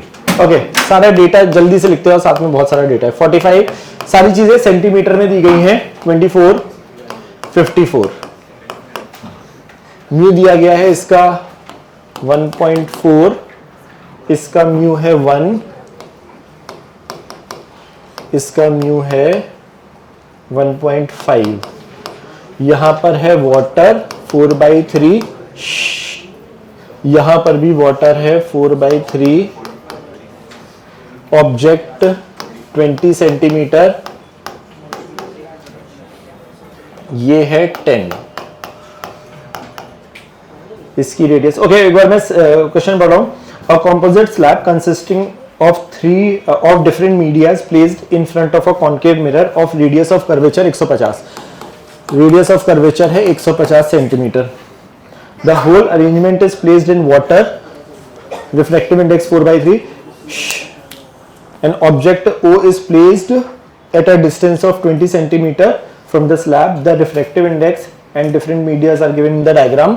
1.5, 1 and 1.4. ये 45, 24 and 54. Find the position of the final image formed by the system.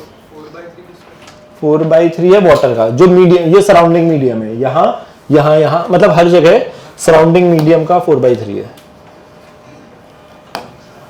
Which is water.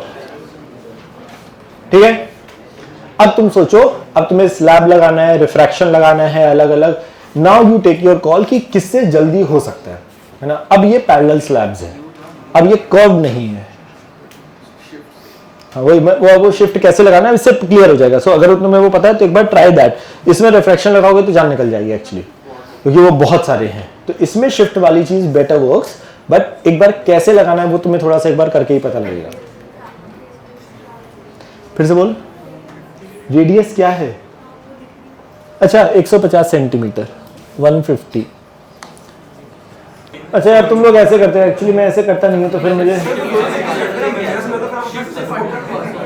हाँ तो मैं, अच्छा मैं शिफ्ट से बता रहा हूँ, शायद तू एक बार देखे। ओके, फिर मैं जो कर रहा हूं तो आइडिया क्या होता है, सुनो ध्यान से। ये एक स्लैब है, इसके बीच में जो भी सराउंडिंग मीडियम है ना, वो पतली सी लेयर यहाँ पे एक वाटर की डालो, एक पतली सी लेयर यहाँ पे वाटर की डालो। तो कहना से इस स्लैब जो कि 1.5 वाला है, इसके सराउंडिंग मीडियम यहाँ पे जो 4/3 इधर पे भी एक पतली सी लेयर ऑफ स्लैब अगर डालू मैं 4/3 की, क्योंकि हर जगह 4/3 है, तो जो शिफ्ट आएगा पहला वाला Δ1 लिख रहा हूं जिसको, वो आएगा हमारे पास फॉर्मूला भाई T × 1 - 1/μ। ये दिमाग में T का काम कर रहा है ये इंटू 1 - 1/μ। अब म्यू का काम करेगा mu related, which is mu of slab upon mu जो भी सराउंडिंग का है। तो यहां पे स्लैब का है 1.5 विच इज 3/2 अपॉन 4/3। तो यही मैं समझा रहा हूं कि वो एक पतली सी लेयर, जो स्लैब का शिफ्ट वाला फॉर्मूला होता है, ये केवल और केवल तभी काम करता है जब दोनों तरफ मीडियम सेम हो। तो हमने क्या किया, यहाँ पे एक पतली सी लेयर ऑफ वाटर डाली, सो दैट कि दिस स्लैब बिहेव लाइक कि ये पूरा पानी में रखा है ना। अच्छा किसी ने ऐसे करा क्या, तो नंबर बताता जाए जल्दी से, प्लस और माइनस के साथ बताना। ये +5 आ रहा है, ठीक है। Δ2 मैं इसको बोल रहा हूं, ठीक है। तो Δ2 एक बार सब लोग जल्दी से, Δ2 तो 24 पूरा एक बार लिखता जा रहा हूं, 1 - 1/μ। तो 1/μ, म्यू का काम करेगा म्यू रिलेटेड, तो ये है 1, बट सराउंडिंग है 4/3, तो अपॉन 4/3 है ना। तो 4/3 ऊपर आएगा, ये होगा, ये -3 आ रहा है, ये इंपॉर्टेंट चीज, -8। Okay, this is coming out to be -8, ठीक है। ऐसे ही Δ3 फिर से यहां एक पतली लेयर डाली है, तो 54, ये 1 - 1/μ रिलेटिव 3/2 अपॉन फिर से ऊपर गया सराउंडिंग विच इज 4/3 प्लस।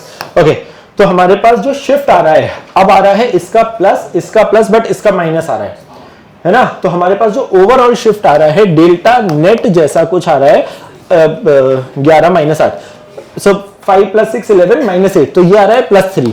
तो हमने क्या बोला है, अगर हमारा शिफ्ट पॉजिटिव आता है तो it is in the direction of the रे, है ना। तो रे हमारी यहां से चली, तो हमारा जो शिफ्ट आया वो इस डायरेक्शन में आया। कितना आया, 3।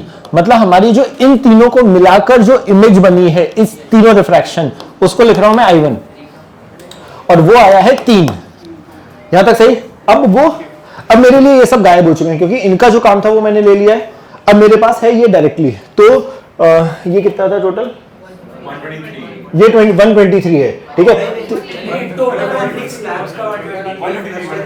हाँ 153, ओके। तो यहां से यहां तक की डिस्टेंस ये 20 प्लस ये प्लस प्लस प्लस ये है 153। 3 का शिफ्ट आया तो कहने से हमारी I1 की जो आ रही है ये आ रही है 150, ठीक है।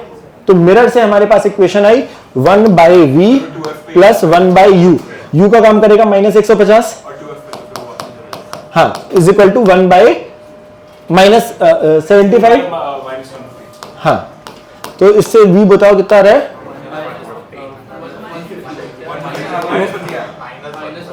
-150, ओके। तो ये हमारे पास इससे में जाए -150, ओ फिर तो ये रेट वो हो गया, परपेंडिकुलर गिर रही है तो फिर तो लौट जाएगी सीधे, इसको तो सॉल्व ही नहीं करना है।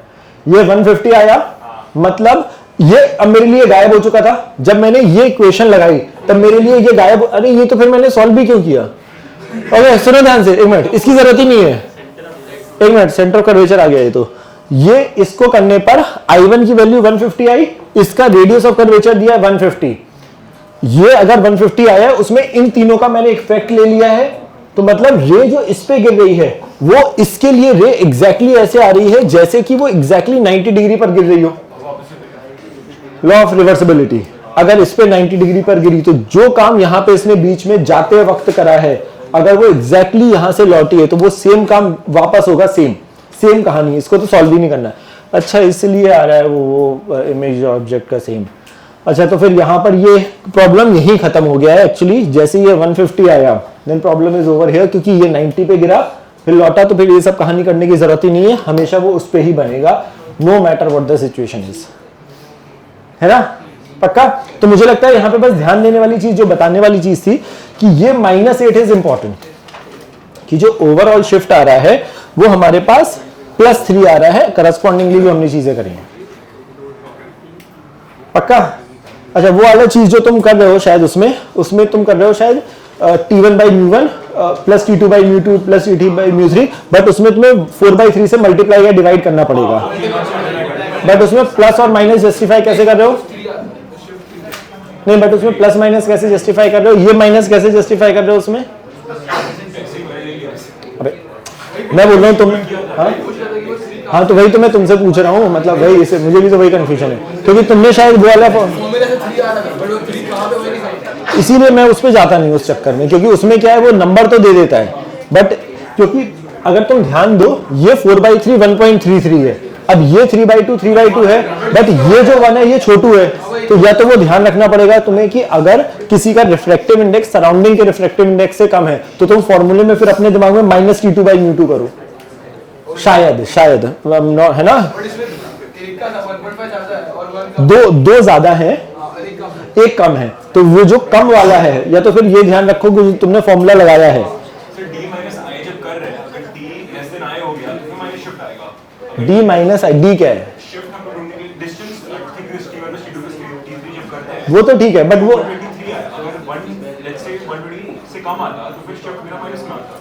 नहीं, सवाल ये नहीं है। केवल अगर मैं केवल इसकी वजह से देखूं, अगर शिफ्ट आगे हो रहा है, केवल इसकी वजह से देखूं शिफ्ट आगे हो रहा है, बट इसकी वजह से पीछे हो रहा है ना,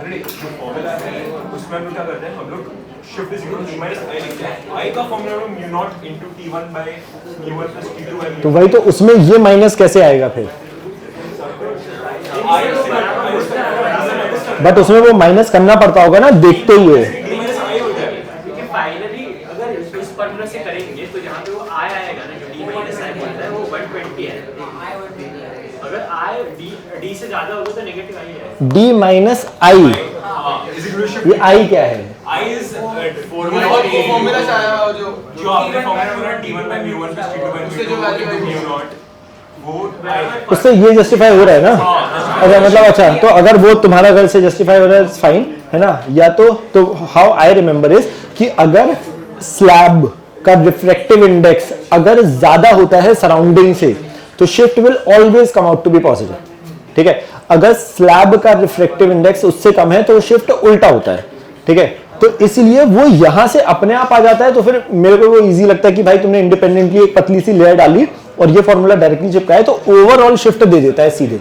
और फिर अगर वो इन द डायरेक्शन है तो पॉजिटिव कर दो, अगर वो सपोज -3 आ जाता, अगर -3 आ ही सकता है ना, इस नंबर को 48 कर दो तो ये -16 बन जाएगा, है ना। तो ये नंबर आएगा नेगेटिव, ये नेगेटिव आएगा तो दिस प्लस इमेज I1 यहां बनेगी, है ना। तो वो again depending upon how you are comfortable, but लौटने में फिर ध्यान रखना पड़ेगा कि जब लौट रहा हूं मैं तो ये 1/v 1/u लगाएंगे, इससे आएगा। तो इससे फायदा क्या होगा ना, जो भी शिफ्ट, जैसे इसमें +3 आया, अगर ये सपोज 150 नहीं आता, है ना, बस, है ना, तो फिर उससे फायदा क्या हो जाता है कि वो पता लग गया किधर है, तो दोबारा लगाने के तो वो एक ही बार करने में काम हो जाता है। यहां तक कहानी समझ में आ रही है? पक्का? अब सुनो चेकमेट कि क्या क्या करना है। सुनो सुनो सुनो, एक तो इसको कंटिन्यू करेंगे, ठीक है, एंड अच्छा अब इलेक्ट्रो ले सकते हैं, ये सब खत्म हो गया, ये अभी हम और करेंगे, अभी ये वाले प्रॉब्लम्स, हाँ वही मैं बोलूँ कि अभी ये हम और करेंगे, बट एक चैप्टर और उठा लेते हैं, मतलब तुम अपने प्रिपरेशन के लिए, हम देख लेंगे कितना है, ये चैप्टर बड़ा है। इलेक्ट्रो अब सेकंड 12th वाले ट्रैक पे आ जाए। अब ग्रेविटेशन इलेक्ट्रो के बाद लेते हैं, क्योंकि यार मुझे लगता है कि वो साथ में, मतलब वेव ऑप्टिक्स तुम एक बार पहले अपना खत्म कर लो, वो बाद में लेते हैं अभी, जब तक वो हो जाए। तो अगले वाले के लिए इलेक्ट्रो एनी विच वेज अपना उसमें चल ही रहा है ना। सो इलेक्ट्रो तो पहले यही करेंगे, उसके बाद अपन इलेक्ट्रो लेंगे। तो अब हम वो 12th वाले टॉपिक उठाते जाएंगे। सो 12th वाले आई थिंक बहुत कुछ बेटर प्रिपेयर्ड है शायद, है ना। तो बट एक बार एक राउंड ऑफ उसके नाम पे प्रैक्टिस करते चले जाना। So electro will pick up and last में फिर ये वाला खत्म करने के बाद will take the rest on, ठीक है। चल कूल।